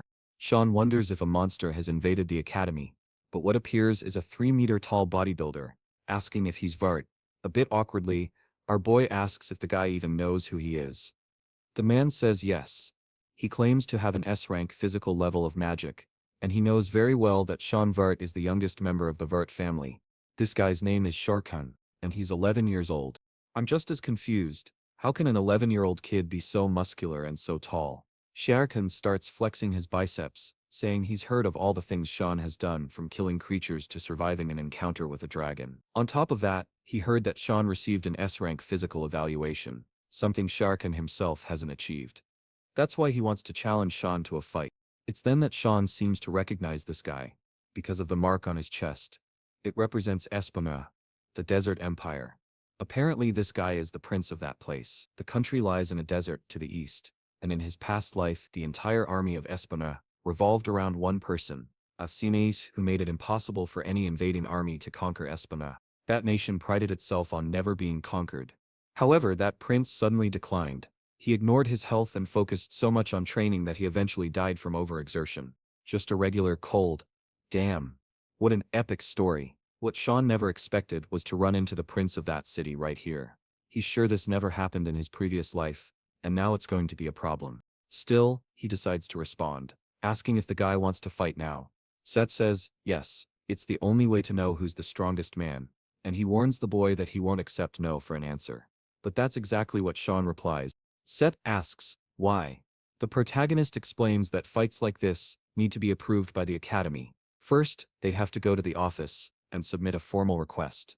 Set immediately wants to know where this office is, so they can go now. As soon as Sean tells him, the guy runs off, shouting that he'll be right back. Sean just thinks to himself that the guy really is all muscle, especially because the office is in the opposite direction, but he doesn't bother saying anything. Not to mention, there's no such thing as filing a request for training, but let the guy find that out for himself. Poor guy got completely tricked. The scene shifts back to the city. A man in a cloak tells Lord Zickerman that the product is ready. The man tells him not to just stand there and to notify all the clients immediately. Zickerman Albus is one of the 3 richest men on the continent. Publicly, he's known as a philanthropist, generous with his donations, but in truth, he's garbage. He forces interspecies relations. Why? Because he wants to create new hybrid races to sell on the black market. Sean is already keeping an eye on him while listening to the man say that today, the greatest product he's ever imagined will be born. Now Sean has confirmed his target, and apparently, it'll be easier than he thought. But as soon as he grabs Kieran, she says she feels a complex energy. He's confused, and she says the target seems to be hiding something. Zickerman stands in front of the cell and says that finally he has a bit of peace, and tells his money-making factory to sleep well. But then, he notices a strange black mist surrounding him. Someone behind him is already slashed. The first decapitated body drops to the ground, and the knight asks, panicked, who's there? Cynicaman, now desperate, orders them to kill whoever it is. But Sean rushes toward the man and lands a strike that makes him drop his sword. One more blow behind the knee, and the blade is already at his neck. Before the man can speak, it's over. Sean doesn't hesitate. Zickerman starts screaming, asking where the rest of the knights are. Sean just says he'll find out soon enough when he joins the others. Even though he hired a lot of people, they were useless. Dragging himself across the floor, Zickerman asks if Sean wants money, but Sean just cuts off his hand and says he already has enough of that. The bastard falls to the floor, and Sean says his name, telling him he'll be punished for the inhumane things he's done and for his involvement in the slave market. That alone is more than enough reason for him to die. However, being the kind person he is, Sean gives him 1 minute to repent and spare himself the pain. Zickerman, crying, says it doesn't matter, he'll be killed either way. He tries to justify that they're just making a living, and that the real villains are the ones interested in buying the merchandise. Sean simply says, "Your minute's up." The guy didn't even repent. Sean activates the 8 stances of the Black Mist, and starts slashing his back. Man, was that really necessary? Now that the main part is done, Sean can take a look around. Approaching one of the cells, he asks Kieran if it's here. She says yes, she's sensing 2 energies combined. He then slices the lock, and seems startled. On the ground is a girl holding an egg, seemingly dead. Sean says there's nothing strange, just a girl, but Kieran tells him to look closely. In her arms is a dragon egg. Back at home, Yukon asks where Sean got that, and our boy just brushes it off, saying he found it somewhere. Obviously, Yukon doesn't buy it, and asks what he means by found it. But Sean is more concerned about whether someone really planned to sell something this dangerous, and who the buyer was, and where it would have been delivered. Yukon then asks what they'll do if that thing suddenly hatches and turns out to be extremely dangerous. But Sean tells him not to worry, since a dragon is essentially a mass of energy that requires specific attributes. The egg will only hatch if it's continuously infused with the correct type of magic. However, right after he says that, they hear a crack. They both turn around, and the egg is starting to hatch. That's when our idiot realizes he might have messed up. A light begins to shine, and finally, the egg cracks open. From inside it comes a little girl. What did you think was going to be born? A raging dragon? No, of course it's a lowly. Yukon is panicking, asking what they're supposed to do now, but Sean is more impressed that she's a hybrid species, and the fact that she's half human makes this a much bigger problem than he imagined. Still, the little dragon girl is smiling at him and jumps into his arms for a hug. Since he was present at her birth, he's already imagining that she might think of him as her father. Suddenly, someone at home starts laughing. It's Kieran, who says it's ironic. A boy of only 11 years old is now a father. But Sean says it's all that damned girl's fault. We then see the moment when he picked up the egg and asked if they really should take it. Kieran said yes, especially because it could end up in the wrong hands. Our boy was afraid it might hatch, but she assured him that a dragon egg couldn't hatch without the right energy and without a mother. Back in the present, she says this just proves that anything can happen. Sean asks what she meant earlier when she said that the egg couldn't hatch without a mother. She responds, "That's exactly why I said anything is possible." However, the existence of a mixed race like that is definitely concerning. The very existence of that creature is dangerous. The protagonist knows that, and the worst part is that it's going to cause a massive headache. A half-human, half-beast would already be a problem, but a half-dragon makes things even harder. The world they live in is far too dangerous for something like this to exist. If anyone at the academy found out about her, the chance of her being eliminated to prevent a threat would be extremely high. On top of that, dragons are extremely proud of their race and their pure bloodline. If they discovered the existence of this child, they would certainly come after her to kill her. So, Sean begins to question, why would he take such a huge risk for someone who is destined to live such a difficult life? Maybe it would be better to just end it now. Kieran smiles and says she agrees. Maybe that really would be the best option for the child. He moves his hand toward her neck, and Kieran says this is the right choice. After all, it'll be a life full of misery. Sean keeps repeating to himself that it's better to end her life now. But then, the little girl starts to open her eyes, and just as he touches her neck, she calls him Dada. He was staring at her as if ready to kill, but the moment he hesitates, she hugs him and says, "Love." The poor guy is screwed. He realizes she's really warm. He picks her up by the arms and lifts her, saying that, apparently, now they'll have to figure something out. He tells Kieran that they're going to take care of her. But Kieran doesn't seem too thrilled about that. The scene then shifts back to the Vert household castle. Krent's mother is still wondering what she's going to do. She can't allow that damned Sean to roam free and be a danger to her precious son. That's when Excel appears and calls for his mother. He says that if something's bothering her, she can just tell him. Okay, now I'm confused about why this mother is blushing so much. What's going on here? This relationship is peculiar, right? Anyway, she walks away and says she's fine, and that nothing is bothering her. But as soon as she closes the door and tells someone to clean the information, the man says they found the bodies of several dead knights in the forest. The only survivor made it to the capital with Sean, and he's sure the person who ordered the attack was Duchess Margaret. On top of that, they lost contact with the agent at the academy, who was passing along information about Sean. Eschel says, it looks like the man didn't learn anything from what happened to his brother. The guy starts trembling, realizing that Eschels is disappointed, and he knows that Eschels isn't the type to keep people around when they let him down.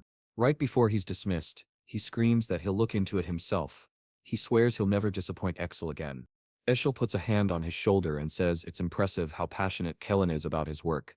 Then he leaves, saying he's sure his brother is hiding something. Back at the academy, Surika comes running in. Sean is there with Kiran and a piece of wood meant for the dragon, asking what she's doing there. Surika wants to know why there's a baby in the dorm. The protagonist says it's a long story, but she cuts him off saying the explanation can wait. They have more important things to deal with. She says that, apparently, our boy has been busy causing problems. She then shows that a duel between him and CF has been approved, and asks why he isn't keeping a low profile, and instead doing something like this. Is he trying to draw as much attention as possible? Sean is confused. Did the guy really submit a formal request to arrange a duel? Kiran asks what the problem is. It's just two 11-year-olds playing. But Sean knows CF isn't just any 11-year-old. He asks when the duel will be. That's when he's told it'll happen in 2 hours. And there he is, thinking this is happening way too soon. Siaf greets him, saying he's been waiting for this moment. But Sean doesn't seem very eager. Siap says he wanted a free-for-all fight, but they only allow swordplay and magic. He asks if Sean is going to use magic. As soon as Sean says no, Siaf replies that he really never disappoints. He leaps forward to strike, saying he wants to see what Sean can do with a sword. The protagonist, however, stays calm, just thinking about how fast this guy is, especially for his size. But attacks that rely purely on brute strength are easy to dodge. With a simple movement of his sword, Siaf's strike hits the ground. Sean begins to move, thinking an opponent like this is defeated using sophistication and precision. However, the prince says he won't give Sean a chance. Their swords clash, and the guy feels the pressure in his arm. Sean was managing to use a good part of his strength to counterattack, but how was he blocking such a large sword using only a rapier? Suddenly, Siav is behind him, aiming a strike at the back of his neck. Out of nowhere, Sean shears his sword and grabs the fool by the legs. Siav is confused, wondering if the bastard has gold on his back, but just as he's about to kiss the ground, he manages to get his hand down and barely saves himself. He uses the momentum to almost land a headbutt on Sean, who is impressed that the guy managed to counterattack in that situation. The audience is stunned, mouths open. People are wondering if these two are even human. Siaf just smiles. He starts laughing like a maniac, saying that yes, he was defeated in swordplay, but now, he'll put everything on the line and do whatever it takes to win. Sean says he's looking forward to it, though he thinks to himself that this is going to be exhausting. Still, Siak insists, saying he hopes Sean will also go all out. His aura starts expanding, tearing up the ground beneath him. He calls out a name and says, "Now it's truly begun." A bearded man in the audience says they've finally started using magic. Students who want to compete both in swordplay and magic show real spirit. Sirika, standing next to him, says it's clear that Sean won in fencing. They know CF has an A-rank physique, while Sean is S-rank. The outcome of the sword duel was decided from the start, but physical aptitude is only a basic factor when it comes to high-level magic. As far as he knows, Siaf possesses level 3 magic, which is the highest among the freshmen. He wants to see how Sean will respond to that. Sorika, however, is fuming, wondering why that bastard is attracting so much attention. Suddenly, a hand starts emerging from the ground. It's CF's death fist. He prepares a blow, and Sean realizes it's time to use magic. He easily dodges the first attack, but seems to stumble on something. CF warns him that he won't be able to escape. A series of attacks comes rushing in, but Sean easily evades them all. Then CF activates Tooth of the Desert, and a surge of sand bursts from the ground. Suddenly, it seems Sean is being surrounded. He knows CF has at least one 3-star spell. Poor guy, just took the Gara Classic. However, once the dust settles, Sean is standing there, completely calm. One thing he realizes is that Siath could easily use level 4 magic. The problem is that winning this would put Sean in a complicated situation.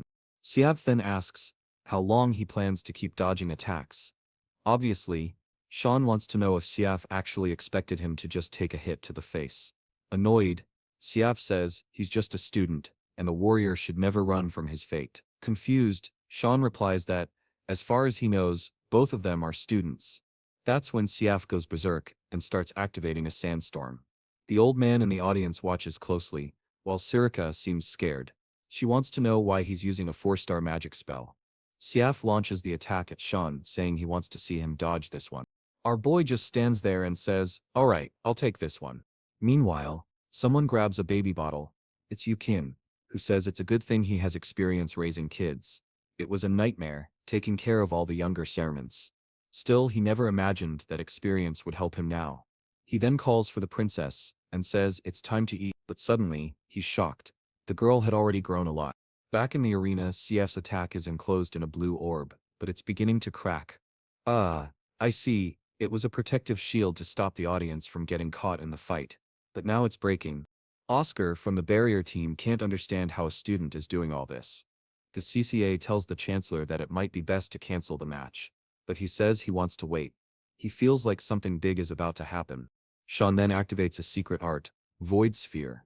Obviously Sirika didn't want him to use something like that.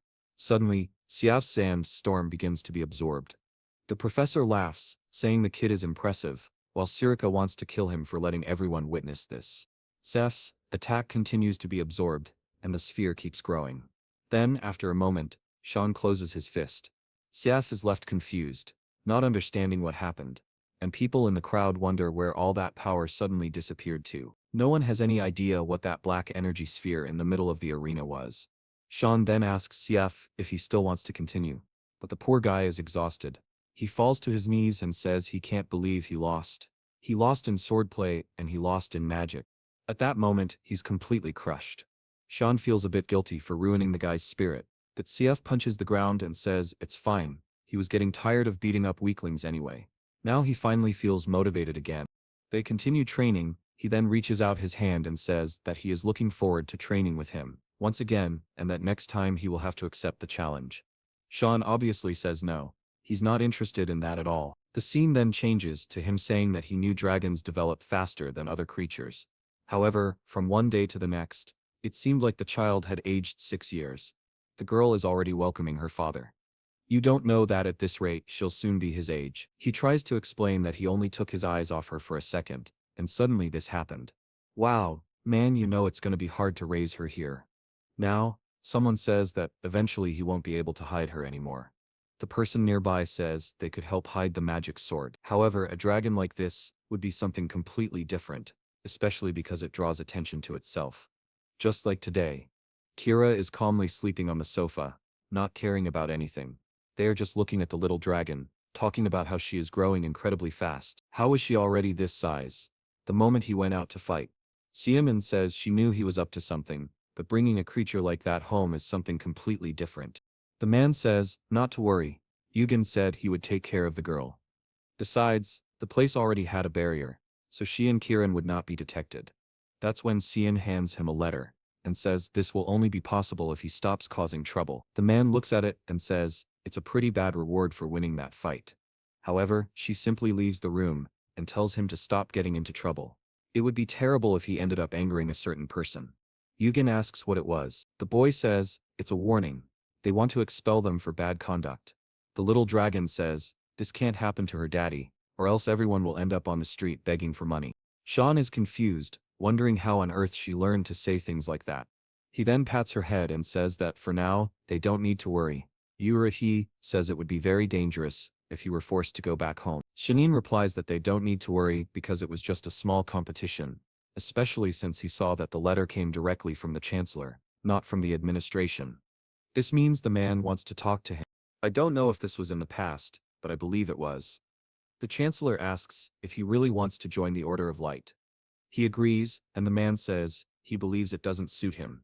Seeing the boy's expression, he says he's sure the boy knows that. He then decides to give him some advice, telling him to keep it in his heart. He is certain that he would find no benefit in joining the Order of Light. His fate would be suffering or something even worse. However, one thing he was sure of, joining that order would not be worth it, because that's the life of a puppet. This was the conversation he had with Main in his past life, when he was called there once. It makes him wonder what curse the old man will throw on him in this life. Yuking then comments that the child might deserve a name. We can't keep calling her little one. Sean simply replies with, Nana. The narrator was going to suggest thinking a bit more, but the girl says it's perfect. She likes the name Nana, because it's the same backward and forward, and now she's Cyan Vert. She spins around Sean, who wonders how she knows his last name. The scene then changes to the Chancellor's office. He is thoughtful and impatient. Because of Cyan Vert, he already knew the boy had great potential, but he saw him swallow a rank 4 spell by himself. Someone with that much power should be feared. However, the strangest part is that he didn't even seem to be trying, which makes him wonder what this boy is truly capable of. Kenny knows that Candle was the teacher of Emperor Dion and Princess Diana. He is one of the few 9-star mages on this continent. After Princess Diana's death, he decided to dedicate himself to cultivating new talents at the Royal Academy. But what leaves Cyan confused is that he always saw this man as a pacifist. So why in his past life did he suddenly get involved with the Empire's throne affairs? He pauses for a moment and is sure that man was still a trickster. As always, hitting the wall, he notices that it had a barrier, not just any barrier, but a 9-star one, even knowing he was coming. Apparently, the man wanted to test him. He was eager to pass this test. Candle was smiling, curious to see how the boy would deal with the barrier. Then, the troublemaker breaks his window, lands in front of him and calls for the Chancellor, introducing himself as Cyan Vert, a first-year student. The old man realizes the boy did the obvious thing, but he has to admit defeat. He then asks if he received the competition notice. The boy says yes, he received the notice from the Chancellor, but he was sure of certain things as soon as he saw the barrier. That so-called notice was just an excuse to test him. Candle admits it was, and that his method was quite ordinary, but it's undeniable that it worked. Because of that, however, the warning would not be removed, unless he tries to convince him. The old man then says, "You may ask me something." Sean questions whether the old man prefers the prosperity of the Empire or the honor of his own family. Candle remains silent, saying it is quite a bold question, but neither of those is his problem. Sean then asks, if should Emperor Dion and the third princess show ambition for the throne, he would simply stand by and offer no support to either side. The old man replies that this is not only boldness, but already recklessness. Meanwhile, Cyan thinks that this man, in his past life, told him he would become a puppet, but right now he was no different. He remembers that, in his past life, the Chancellor played an important role in helping Prince Lionel ascend to the throne, a prince known for his violent nature and for having killed all his brothers. On the day the Chancellor questioned those murders, he was imprisoned for treason. Now the old man slams the table and says, "This doesn't make sense." He asks if Cyan really believes that the peace built over more than 100 years could end so easily. He thought the boy was talented, but apparently, he is nothing more than an ignorant child. Sean ignores the insult and says that both his daughter and the second princess have already died from illness. Furthermore, the third and fourth princes are forces that cannot be ignored, and the house of Empress Cassandra is beginning to hunger for power. They would be capable of anything to take the top of the empire, especially since the peace in this place is barely holding together. And when all this happens, it would also mean the end of the academy. Kendall is impressed that an 11-year-old boy knows the entire current political scenario. He then asks what Sheenan's intention was in saying all this. Sean says he is here to make a deal that will help bring peace to his family and to the academy. All he asks is that the warning be removed. The old man, however, looks at him as if he were a fool. He summons a magic circle and asks what strength Sheenan will use to resolve this. He points his finger downward, saying Cyan will be crushed along with his arrogance. The chains of judgment appear, and pull Cyan upward. Sean immediately realizes the Chancellor is trying to test him again. The old man says that Cyan may be powerful, but he will not easily escape such an ability, and accuses him of being overly confident. The boy then asks for permission to show what he is capable of. At that moment, the old man is startled. Cyan has activated an adaptation of the void sphere. The chains seem to be getting swallowed, and the old man is in disbelief that a level 1 ability is consuming his magic. The energy continues to be absorbed, and the sphere grows larger, making the old man wonder what the limit of this boy's potential is. Finally, the attack dissipates along with the chains. Sean asks if he has proven himself enough. Immediately, Candace says he will remove the warning, though he doesn't believe that is all the boy wants. Sean replies that it is. All he wants is for there to be no trouble at the academy. The old man asks if he is sure. He says yes. The truth is, he really does not want to see the academy fail again. Meanwhile, in the city at sunset, someone says they bought a lot of sweets, but that's what happens when you have a child at home. It is Ken, who is happy just imagining Nana eating all of them. However, he suddenly feels a chill. The place is strangely quiet, or is he just imagining it? He slowly walks, while looking around, until he senses a presence in the shadows, and tells it to show itself. Someone begins walking toward him, and Yukin is startled, dropping the sweets to the ground. Honestly, I thought he would react, but the poor guy simply vanished. Sean had promised the Chancellor that as soon as he left there he would attend all the classes. However, at that moment, he is tired, and stuck in that place. It's boring to study everything he learned 30 years ago. Since he has no missions to do, maybe he'll go train. But that's when someone appears behind him, and asks where he thinks he's going. It's Arin, who says the class isn't over yet. He casually says he's just going to the bathroom, but she calls him a liar, knowing that isn't the right direction. Meanwhile, a man named Rishimo stands behind her, calling her Lady Aim. Sean then asks if she allows him to call her by her personal name. She tells him to stop changing the subject, but says yes, only in private. However, she wants to know why he is still so formal with her. The boy says it's because she is royalty, and he is just a common citizen of the empire, so he cannot be too familiar. Someone then approaches in the middle of their discussion. He calls for Ironin, and suddenly she appears. Startled, Sean looks to the side and sees a man on the stairs, saying it's been a long time since they last met. It is brother Fabian and brother Nerobian. Apparently, someone likes Bian. Aaron greets them, and they ask why she is surrounded by commoners, or if those people are her servants. Sean knows that the members of House Nero always belittle the princess. They then ask if the boy is Cyan Vert. Sean simply replies that it is a pleasure to meet them. They meet, and Sean introduces himself as the youngest of House Verde. The men reply that he doesn't need to introduce himself, because they saw his duel, and it was incredible.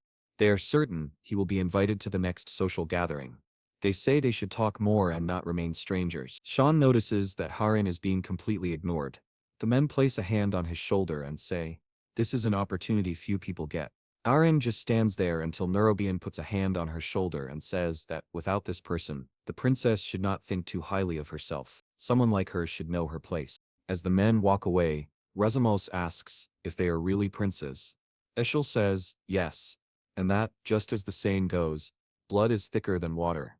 But Sean says he doesn't think that's what's happening in this situation. To them she was clearly worse than a stranger. Water and blood meant nothing when it came to power. That's what she needed to understand. The fact that they treated her so coldly showed that they had some fear or concern. He tells her not to be shaken by it, but the poor girl is already blushing. Sean leaves while she remains there, red-faced from his words of encouragement. Back home, Nana is in bed. But Sean finds it strange that he doesn't see either Kieran or Yukin. Then Kieran appears and asks if he can't see that the little girl is sleeping. She asks what he wants from her. Sean tells her to find Yukin. She looks confused and asks if he thinks she's some kind of dog to go around hunting for him. But suddenly she starts sniffing the air and says she smells blood. In a nearby alley, Ken is lying on the ground, being attacked. Some men are laughing while a blonde man says he should have responded when they first called him. Now things have gotten complicated. It's ironic, he says, that the boy has only one night, and he's terrible at his job. He then announces that it's time to cut Ken to pieces and deliver him as a gift to their master. He could thank his boss later. This is the price he will pay for crossing Barrett of Luimnella. But Yukin, still on the ground, simply replies that it's fine. The man is confused and asks what he's talking about. Even beaten, Yukin tells them to go ahead and do what they said. Barrett then tells everyone that it seems he has lost his mind, so it's time to finish it by killing him. But suddenly, from above the alley, someone asks what they are doing. Well, if it's who I think it is, the narrator says, I think you're all going to your next life.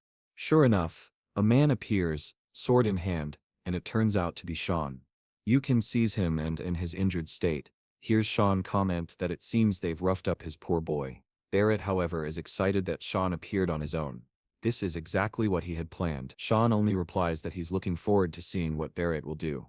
He charges toward them, activating the 8th instance of the violent barrage. A tap to one man's neck, a flick to another's forehead. Soon everyone in the alley is being thrown aside.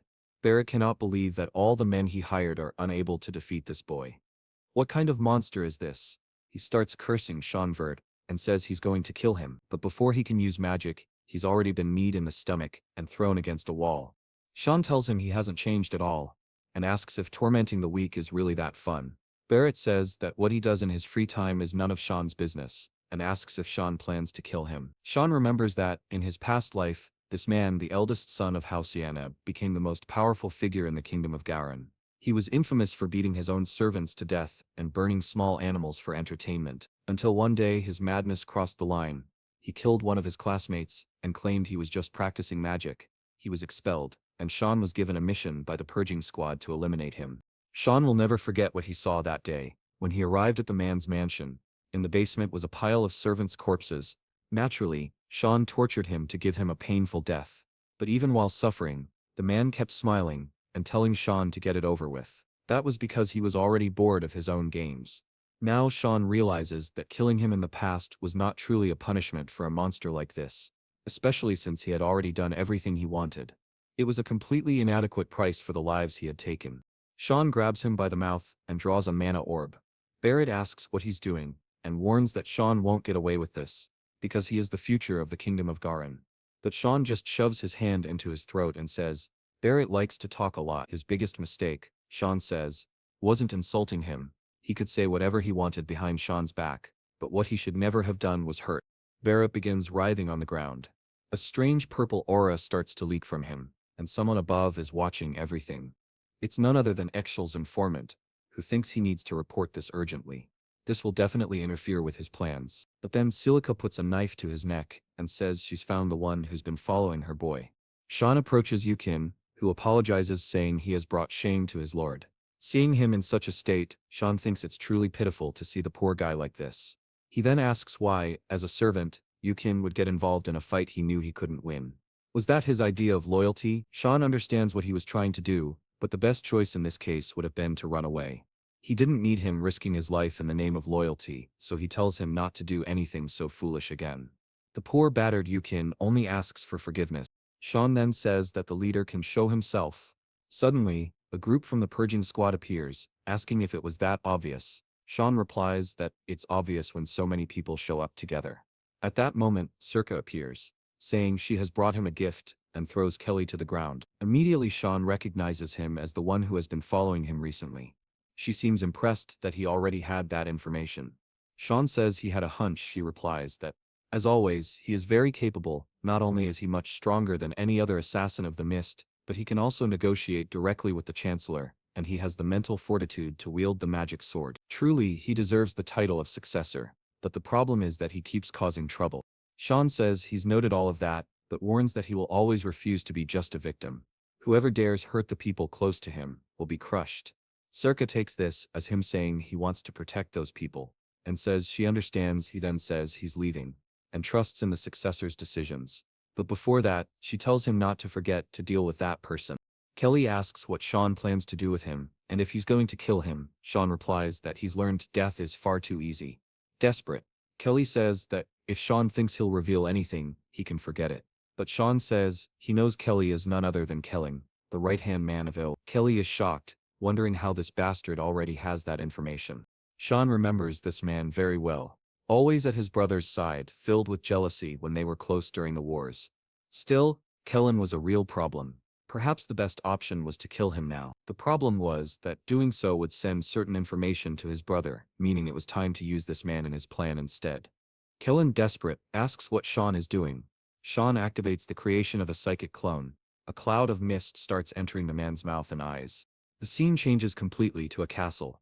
In the arena, a man attacks Auron, but she blocks it and tells him he will have to do better than that.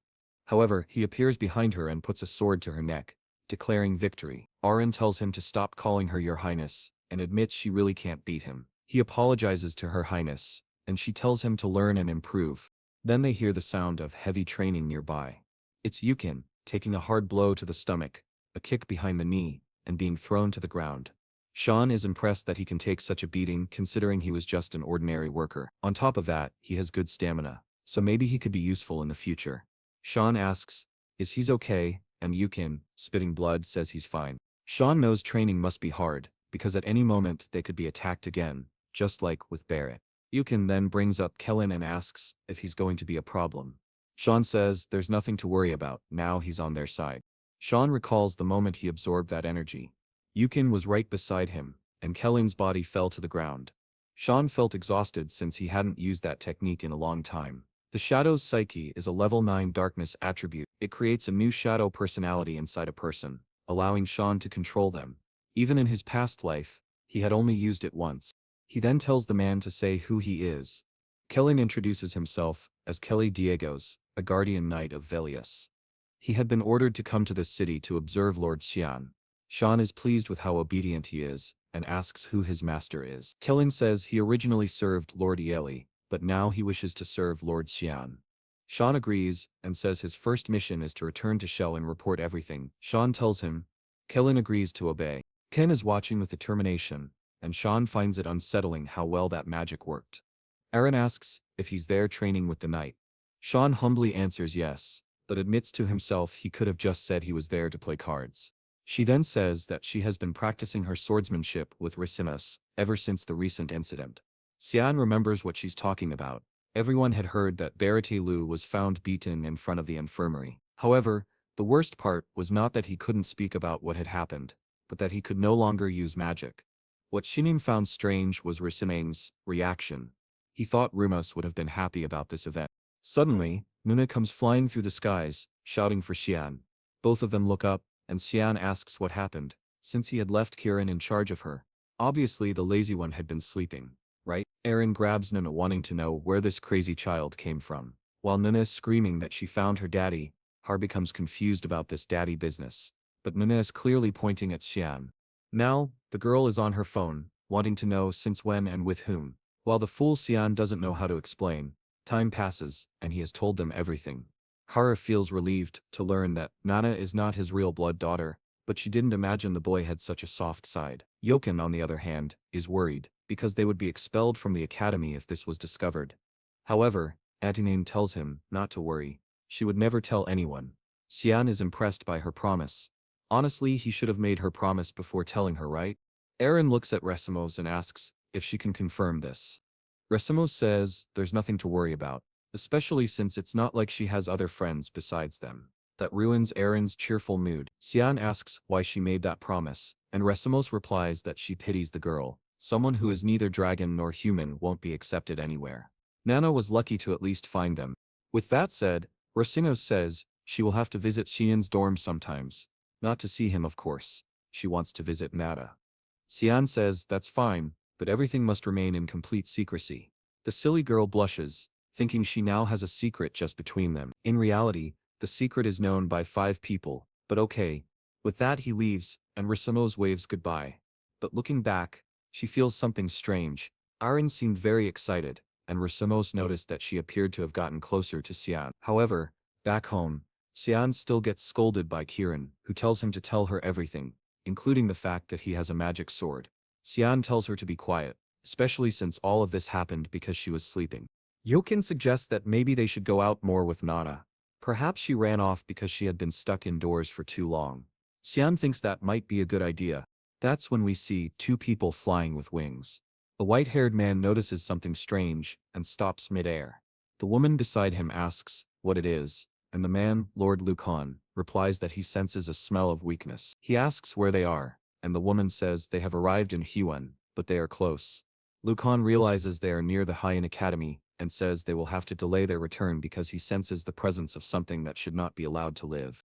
Meanwhile, in an open area near Ren, Aine tells Nana not to go too far, because it's dangerous, while Xian thinks it's a good idea for her to enjoy herself, since they are far from ruin. He believes his secret is safe enough, and that she can get some fresh air. Kirin teases him, saying he seems to be enjoying playing house, and all he needs is to make the princess the mother. However, suddenly they feel a chill, and Kirin immediately warns that something is approaching. Lucan calls it abominable. Yukan shouts for Nana to be careful and barely saves her from being hit by a laser. Xian sees they are safe and tells everyone to stay behind him. The 2 land from the sky, and the group wonders what they are doing there. Superior dragons, and 2 of them at that. Lucan then says he now knows where the stench is coming from. The existence of such a thing is revolting. The red-haired dragon asks how such an abomination came into existence. questioning whether Cyan owns this half-breed and how he has a magic sword. Kirin is furious at being treated like a mere object, but Catalina tells her to stay quiet, saying she has become a human's toy. Burin responds by asking if Catalina wants to die, and just as she is about to attack, Lucan stops her. He explains that he has no interest in this fight, since they don't enjoy battling inferior creatures. However, they would have to hand over the half-dragon girl to them. Such a half-human, half-dragon existence would be worth valuable study. If they handed her over, everyone's life would be spared. Cyan tells them all to shut up. Lucan can't believe the boy's audacity and repeats his command, calling him a winged crocodile, and telling him to stay quiet. Obviously, the man is about to lose his temper. Cyan nearly takes a laser to the face. Yokan calls out for him, but Xian tells him not to worry, and to stay behind him. It is undeniable that the technique Lucan used was terrifying. Lucan says this is why one cannot deal with inferior creatures. Xian then activates the 9th instance of the Black Mist, the manifestation of the magic sword. I mess up about 10 times when I try to pronounce those enormous magic spells, but there he is. Our boy, looking like a burnt matchstick. Both dragons recognize that power as the exiled ones. He says the day is full of surprises, but in the end, the boy is nothing more than an inferior creature. The thing is, that creature is suddenly right next to him, and he's startled because he has no idea when he appeared there. The dragon takes a flurry of stabbing attacks. He calls the boy a reckless human, slashes at him, and stretches out his hand, activating a shockwave. A magic circle forms above Xian, and he takes the attack head-on. However, he activates one of Vamasa's techniques, appears behind Lucan, and summons another blade storm. The dragoness, Catalina, is forced to step in to defend. Lucan tells her not to get involved because this fight isn't hers, but she simply says not to worry. There's no way she could lose. That fire barrier she's using has been refined for over 1,000 years. It should be impossible for a human, who doesn't even live 100 years, to break through. Until Xian activates the 8 petals. Suddenly, we're back on Mount Ro. 8 slashes strike the barrier, shattering it. She's left wondering how this is possible. And then just like that, Xian's slash has cut her down entirely. She disintegrates right there. Truly dead. Lucan, confused, asks what Xian really is. Someone with mere powers of the nether shouldn't possess this much strength. He demands an answer, but since Xian refuses to give one, Lucan decides to treat him as a serious opponent. Xian notices Lucan activating the polymorph ability of his magic circle. The dragon begins to emerge, canceling his human form and returning to his natural state. His eyes change, his teeth sharpen, his massive wings spread wide. He roars in Xian's face, but Xian leaps toward him, saying that he knows this is the moment when the dragon is most vulnerable. Already above his wings, Lucan realizes that perhaps Xian knows about the weakness in polymorph. Xian delivers a direct blow right to his forehead. Lucan calls him reckless, but is already thinking he needs to escape quickly. Xian just smiles, and says, it's too late. Activating the giant tree root technique directly into the dragon's head. Dark energy spreads throughout Lucan's body, and he writhes in agony in the sky. Moments later, we see Yukan calling out for Xian. He seems shocked, and covers Nana's eyes. Lucan has already carved up the dragon, and started roasting the meat. Dragon meat of this kind is rare. Nana says she wants a piece. At that moment, Xian's brother learns that he's working with a mysterious group. Link explains that the agents they had sent were killed by this force. Eshel asks if that's all, and the man confirms, but Eshel finds something strange. When that person left earlier, he was full of anxiety and fear. Yet now he seems calm and collected, like a completely different person. Eshel says he understands, but has one more question. As Eshel stares at him, he realizes the man has caught on to something. Suddenly, the man places a hand over his chest, and says, "May the grace of Lumendal be with you." Eshel smiles, thanks him for the answer, and tells him not to worry too much. But Eshel already knows, he'll have to be far more careful now. Since suspicion has begun, there's no turning back. He must at least make sure he doesn't become a problem for Xian. As he leaves the room, he runs right into a maid. He remembers she's the one who used to look after Xian. He asks what she's doing there, and Yi says he invited her. He asks if she's Emily, and she confirms. She says she wanted to ask a little favor, blushing all the while. "Girl, you'd better run." Meanwhile, at the dragon base, someone asks if Lucan and Catalina have truly disappeared. A man says that both their energies vanished near Rouen. Obviously, it's strange that the energy of an 8-star dragon could just disappear like that. From their drained stones, they can tell the two were likely defeated. But when they scouted the area, all they found were traces of a battle. One of them asks, how could anyone kill those two and not leave even a trace of magic? The green crystal says it's only possible if the attacker had the dark attribute, but they only know of one person in the kingdom strong enough to kill those two, and that person does not have the dark attribute. Which means there's someone powerful out there they know nothing about. The man says the only person at the Royal Academy with the dark attribute is a boy named Cyan Vert. On top of that, there are rumors he encountered an evil dragon at the front lines and survived.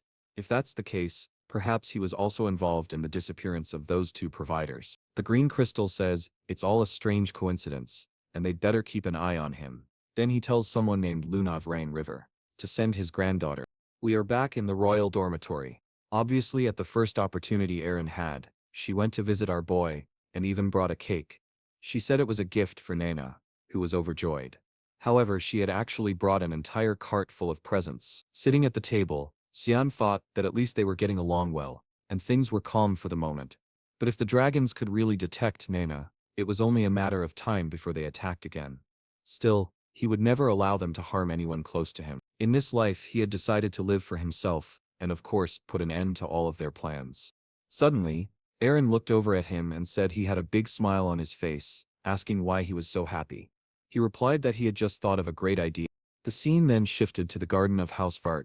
Someone said it was the first time seeing him since graduation. It was Prince Lou Nelsos, who said the exalt was looking great. The man replied that it was all thanks to His Majesty. The prince then told him to say how long he planned to keep wasting his time on those borders.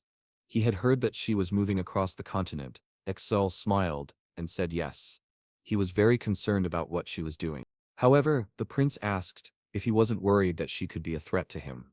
The man grew angry and asked if the prince wasn't being a little indiscreet. Sevolos replied that there was no need for discretion between the two of them, and asked if Xian wasn't his brother, explaining that his father was interested in the boy and was even considering marrying him to Aaron. He simply couldn't understand why the prince cared about this, especially since he thought that girl was useless. Oshel, however, replied that he shouldn't be so quick to judge. She might gain influence and interest if she proved useful. The prince said he liked how their conversations were always productive. The relationship between those two was quite peculiar, to say the least. Soon there was even a kiss. The prince offered him some wine, but Oshel remarked that the prince's knight seemed to be someone new, he had never heard of. The prince replied that he was a jewel he had found while passing through the slums. Oshel took a look and said that even among jewels, this man looked like the highest quality. The man introduced himself as Boris Driptiel Helm and said he was at his service. Suddenly, 2 years had passed, just like that. Our boy said he had kept a low profile, and just when he was sure he had adjusted to the academy, Elise returned. She was good in combat. This woman was strong. In another part of the castle, someone knocked on the door. Elise had gone to visit Candel, who said it had been a while since they last saw each other, and asked if she enjoyed her trip. She replied yes, and that she had gone to the city of Perona. The Chancellor said it was a place where humans were not welcome.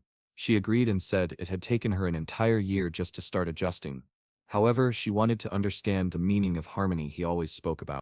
He always said that wherever she went, prosperity would follow, and that was why she was careful about where she belonged. I didn't understand a thing, but Candle apparently did, because he said she had reached some conclusion. She replied yes, and that she wanted to join the Order of Light. The Chancellor said that apparently she wanted to preserve the family name, and she answered that it was a burden someone had to carry. She cared about her younger siblings, especially Xian, who was extremely shy. The old man burst out laughing, leaving her confused. He simply remarked that he found it amusing to think of Xian as shy. Just then, the boy appeared, saying that was a very insensitive thing for the Chancellor to say. Elise turned and saw him. He looked older now, though it was really just that he had grown taller. He looked like he was holding back a sneeze, but said he missed his little sister. Walking outside together, she commented that he had changed a lot since the last time they saw each other. Now he was already as tall as she was, and soon he would be even taller. He said he was sure she had gotten shorter, but she told him to stop lying. It was July 2nd, 1998, a date he always remembered, because it was the last time he saw Alice alive. She said the semester had ended, and asked if he wasn't going to visit home. He replied that without her there was no one to welcome him. She seemed confused by that and asked if that was why he hadn't gone back for 2 years. However, he knew the real reason was the presence of Exo, and of course the Duchess, who wanted to kill him at any moment. The worst part was that his father did nothing to stop it. Going back would basically be an act of suicide. Come on, boy, you've killed 2 dragons already, but now you're saying you'd die to a duchess. Well, fine, maybe Exo really is dangerous. Elise then asked if he was getting along with Kranz. He replied that it was impossible. She asked why, and he said it was obvious from the way Kranz had always treated him, always trying to take his life. She had no idea about any of this, until someone stepped forward and confirmed the information. Our boy then explained that this was his guardian. Poor thing, she had only just found out. She had thought he was just some crazy guy following them around, because he looked so weak. Some time later, she understood what had really happened. He told her that while all this was going on, she had been in Peruna without the slightest idea, but he reassured her not to worry, because this problem was created by the Duchess and Cran. They were the real villains. Still, his expression seemed to change. He asked her what was wrong, and she snapped out of it. He then asked if she had told anyone else about this. She said it was all in the past, and that Cran had shown no remorse. Suddenly, his big sister pulled him into a hug, crying emotionally, telling him that he didn't need to carry such a heavy burden alone. Whenever he needed, he could count on her. Cyan replied that from now on he would protect her, but suddenly, she said she couldn't stay any longer because something had happened that she needed to resolve. She told him to take care of himself while she was gone. It was then that Yukon sensed something strange. She hugged him tightly, thanking him for looking after her brother. Yukon was about to say he didn't take care of this lunatic, but Shinin quickly signaled for him to stay quiet. Some time passed, and she seemed to be leaving. Even though he was smiling, he knew it had been a long time since he'd seen her so serious.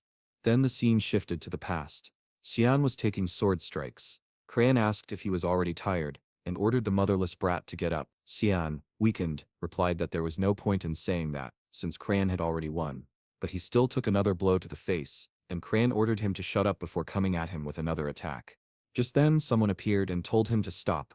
It was Elise. She demanded to know what he thought he was doing, and Cran immediately apologized to Xian. From the look on her face earlier, Xian knew there would be trouble at home, but perhaps this was a good way to reveal the truth about the people around her, and maybe change her fate. Someone then handed him some letters, saying they were for him. Yoken said one came from the academy and the other from the cleaning staff. He picked up the black envelope, saying the other must be from the imperial court. Yoken took a look and confirmed it. He and Kiran seemed curious about what the court wanted. Xian explained that one was an invitation to a banquet, and the black letter was of course, an assassination order, the target being a man named Drano Nephilos. The assassination would take place during the banquet. This news shocked the entire kingdom, as Drano was the younger brother of the emperor. Kiran asked if he was going, and Xian said yes. He had things to settle. He wondered why that cursed woman had given him this mission, when in his previous life it had been assigned to someone else. Kiran teased that the banquet invitation must have come directly from AIM, and said that Shinain had finally received a love letter. In response, Xian activated his sword manipulation, sending her straight to the floor. That was when a voice called out, saying they were hungry. Yukin, startled, asked what was wrong. His expression then changed as well. No one said anything, but it was clear she had grown. The scene then shifted to the exterior of a castle, where someone was running and opened the door. It was Lady Elise, who had apparently arrived at Housefort. The butlers commented on her return, but she immediately asked where the Duchess was. The woman in question was calmly reading a book until she heard loud footsteps at the door. Elise walked straight toward her. The Duchess asked how long it had been and how she was doing, but Elise simply raised her hand and slapped her across the face. Everyone was shocked. The butler asked why the guards weren't doing their job. The Duchess, stunned, asked if Elise had lost her mind. Elise retorted that it was the Duchess who should be asked that question. After all, she had tried to kill Xian. The Duchess looked alarmed that Elise knew, but quickly denied it, claiming she would never do such a thing, and demanded evidence. Elise replied that the moment the Duchess asked for evidence, she had already given herself away. As the Duchess ordered the guards to act, Elise continued shouting, demanding to know what they were talking about, and ordered them to restrain her. The guards rushed at Elise, apologizing in advance, but it was clear this would not end well for them. Elise dodged the first attack and kneed one of them in the neck. She activated a spiritual magic called Andanine, and struck down everyone in her way. The Duchess trembled as she saw all her guards fall in the blink of an eye. She ordered Elise not to come closer and demanded to know why she was doing this. Elise replied that Xian's guardian had already confessed everything, that he had received orders to kill the boy 2 years ago. The Duchess scoffed, saying it was ridiculous to act based on the words of some lowly servant. But Elise told her to shut her mouth and warned that she would face the consequences, because everything would be reported to her father. Her time here was over. With that, Elise walked away. The Duchess, however, only thought to herself that the foolish girl still didn't understand anything. Duke Williams had no interest in anything, except for that one child. The scene then shifted to him, saying that he knew about the assassination attempt and asking what the problem was. They said that one of his sons had almost died. The father replied that he wasn't going to make any excuses. He simply believed that Xian would survive. Elise insisted, saying that it was extremely dangerous, since it had been a child fighting against 6 knights. It was only thanks to one man who decided to protect him that he survived. The father laughed and asked if she really thought that fake knight had saved Xian. That man had been nothing more than a simple worker. Elise then asked if he was saying that Xian had defeated those men on his own. The father walked toward her and said that, apparently, she knew very little about her little brother. He handed her a letter and told her to take a look. She asked what it was, and he said it was an invitation to the imperial banquet. He wanted her to go in his place. It would be a good opportunity for her to clear her mind and stop worrying so much about Xian. He was far stronger than she imagined, and soon she would realize. Bang, the door shut in her face. She walked through the halls, wondering how she was supposed to stop worrying about her brother when he was only 13 years old. Someone then called out for the young lady. She seemed happy to see Cecilia, who welcomed her back warmly. Cecilia rushed in to give her a hug, asking how she had been and why she had stayed away for so long without even writing a letter. Cecilia, illegitimate, was a knight of the High Squadron of the Order of Light. From the very beginning, she had been Eluza's supporter, teacher, and friend. Eluza asked her what she thought about a change of scenery. It was time for the two of them to go to the imperial city. The scene then shifted to a carriage. Inside, Nana was looking out the window, saying she could see a servant. The boys kept insisting that she needed to learn how to hide her tail. She focused for a moment, and everything seemed to vanish. Cyan thought to himself that his life was at least a little easier when she could conceal it. He then asked if she remembered what he had told her. She said yes. For now, she was just his maid. Still, he felt nervous. He was certain she would cause some sort of trouble. It was then that they heard something outside. Cyan asked Yukane what the problem was. Yukane said there were some mountain bandits. Just looking at their faces, Cyan thought they didn't stand a chance. He told Yukane to deal with them quickly. Before one of the bandits could even finish speaking, he was struck in the neck and collapsed. The others shouted for their leader and rushed toward Yukane, but he calmly unleashed a series of consecutive strikes. Moments later, all of them were dead. Now Yukane was truly a force to be reckoned with. Cyan told him to return to the carriage as they were leaving. Elsewhere, someone slammed a sheet of paper on the table, the guest list for the banquet. Surika thanked her and was asked whether the plan should be postponed. She replied that it shouldn't, because the target needed to die. The woman then asked why there was such urgency in killing Durni and Niphalos. Esdri explained that he was a disgusting predator who used his power to pursue married women. The sooner he was gone, the better. And on top of that, he was her fiancé. A plot twist, indeed. But then she noticed someone else on the guest list. A person so physically fragile, she almost never attended any classes, yet an extremely rare genius with mastery over 20% of all attributes. Lunav Renariver, the granddaughter of the Grandmaster of the Magic Academy. Garam. Sarika knew she had been kept hidden, like a precious jewel. So why was she suddenly appearing at this banquet? Her aide revealed that it had been Master Rayagans himself who had sent the girl. Sarika didn't like this at all. She had no idea what the plan was, but she was certain something was going to happen at the banquet. The scene then cut to the city, where the group had just arrived. By accident, Nana bumped into a man. He began to scold her, but she quickly apologized and asked what was wrong. Cyan thought himself that if the man knew her real age, he wouldn't be smiling like that. Nana walked away, saying everyone in the city seemed so nice, while Cyan urged her to stay away from that guy. Her problem, however, was that she never suspected anyone. Yukon then told Cyan to look into her eyes. Immediately he realized trouble was coming. Her pupils had turned black, and she said she was hungry. When this happened, she emitted an aura that made her easy to locate. Cyan told Yukon to get her to a restaurant immediately. Yukon grabbed her and ran. Sometime later, she had already cleaned out about 80 plates of food. Cyan thought to himself that at least he had brought enough money, but then, he sensed a strange mania in the air. Someone approached, greeted him politely, and asked if he was Cyan Vert. Here came the dragon girl, making playful remarks.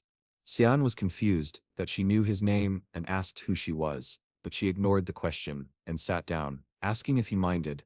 He told her to answer directly, and she finally introduced herself. Luna introduces herself, saying she is a new student at the academy.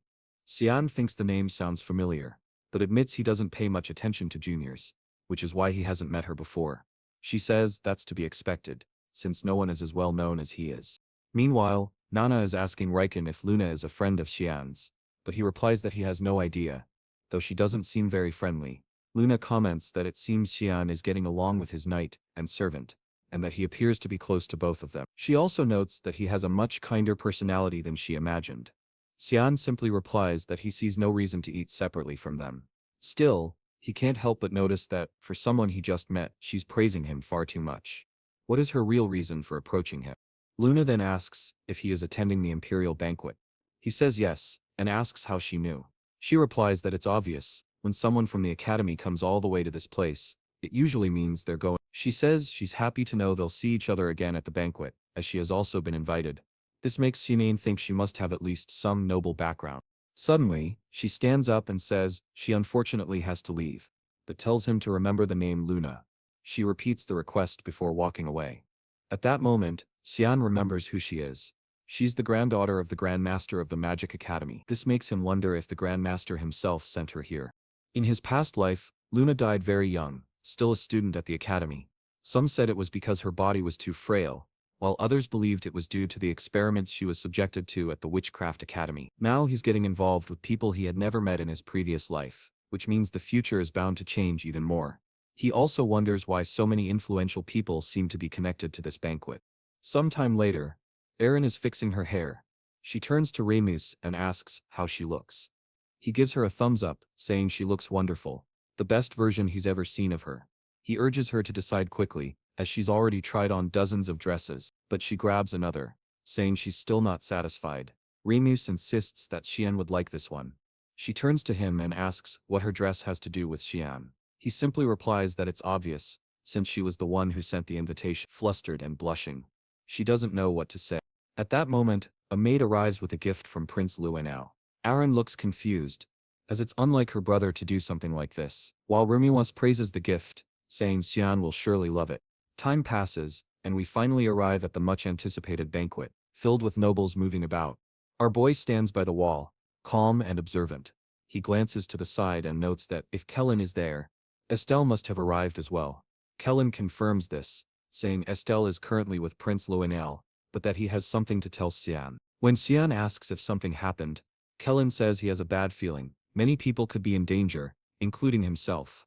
Estelle had ordered him to leave the imperial city before the banquet began, claiming that something would happen but it would be for a greater cause.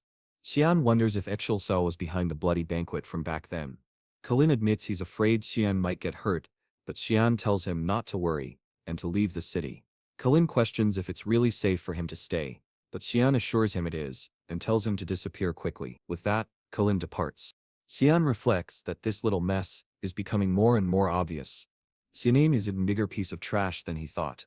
Kiran asks if he's concerned about the lives of innocent people, but Xianem replies that he's not. He just finds it amusing what this man is doing. The most important thing, however, is that today's assassination will have to be postponed. Henrique activates a psychic resonance and tells Circa that her dress looks great. Then he informs her that the planned killing will have to wait. He's received new information. This place will soon turn into a pool of blood. He doesn't have time to explain and tells her to just keep an eye on what's happening. When she asks if the source is reliable, he says he's very familiar with the person who might be behind all this, and now he's certain. Still, she doesn't need to worry. Her disgusting fiancé might also be among the victims. Embarrassed, she asks how he knows who her fiancé is. But he simply turns and says he's going to work. As he walks away, someone calls Circa's name. She turns, confused, and sees Elise, looking beautiful, who says she's missed her master. Circa asks what she's doing here, and Elise says she came to clear her mind. But now Circa is worried, because Elise will be caught up in this chaos as well. Then someone approaches, remarking that he sees two beautiful flowers before him.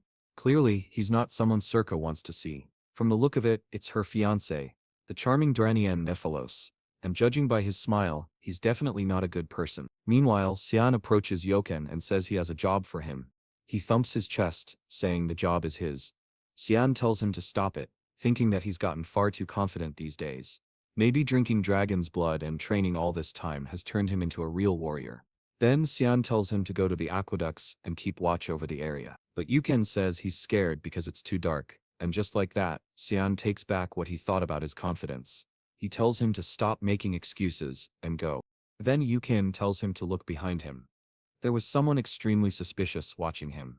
Cyan immediately charges forward, saying he'll handle it, only to grab, you guessed it, poor Emily. She had been startled and almost crushed. The scene shifts to someone descending the stairs with a torch. They reach the lowest level and declare that the time has come, calling for all the servants to rise. Back at the banquet, Erin is annoyed that Xian hasn't shown up. She touches her necklace, saying she should have expected this from him.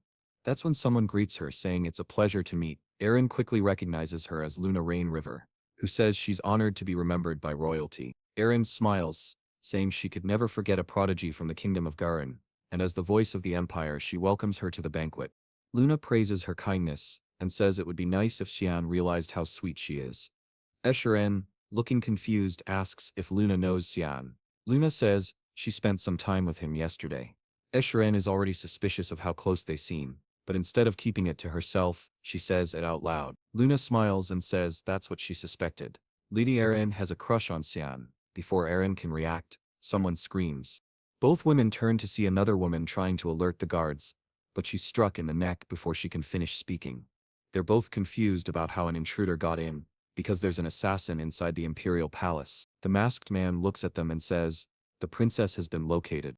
The scene changes to Nana, introducing herself to Emily, who is shocked. She falls to her knees, devastated to see the new maid is younger and prettier.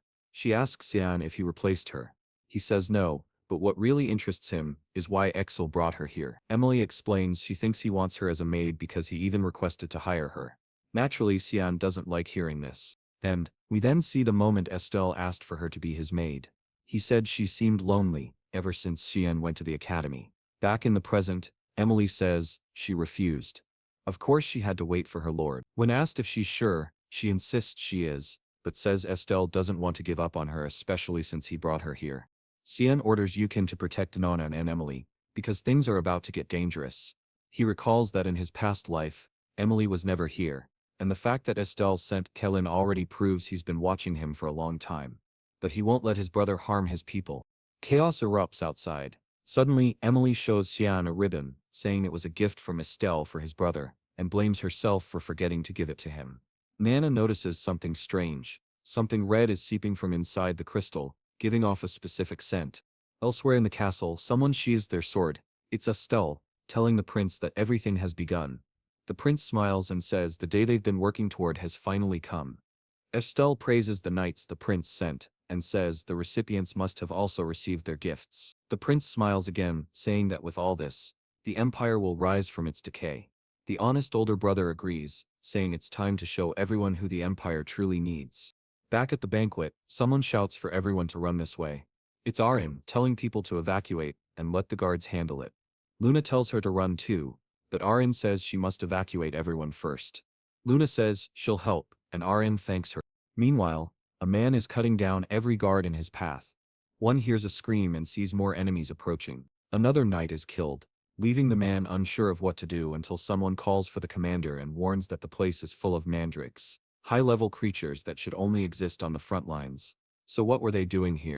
As he despairs without a solution, one of the creatures is blown to pieces. It's Circa, looking beautiful and powerful, telling them to evacuate. The poor commander asks if she isn't an instructor at the academy, not noticing someone approaching her from behind, but from behind that person, Elise appears and slices them in half.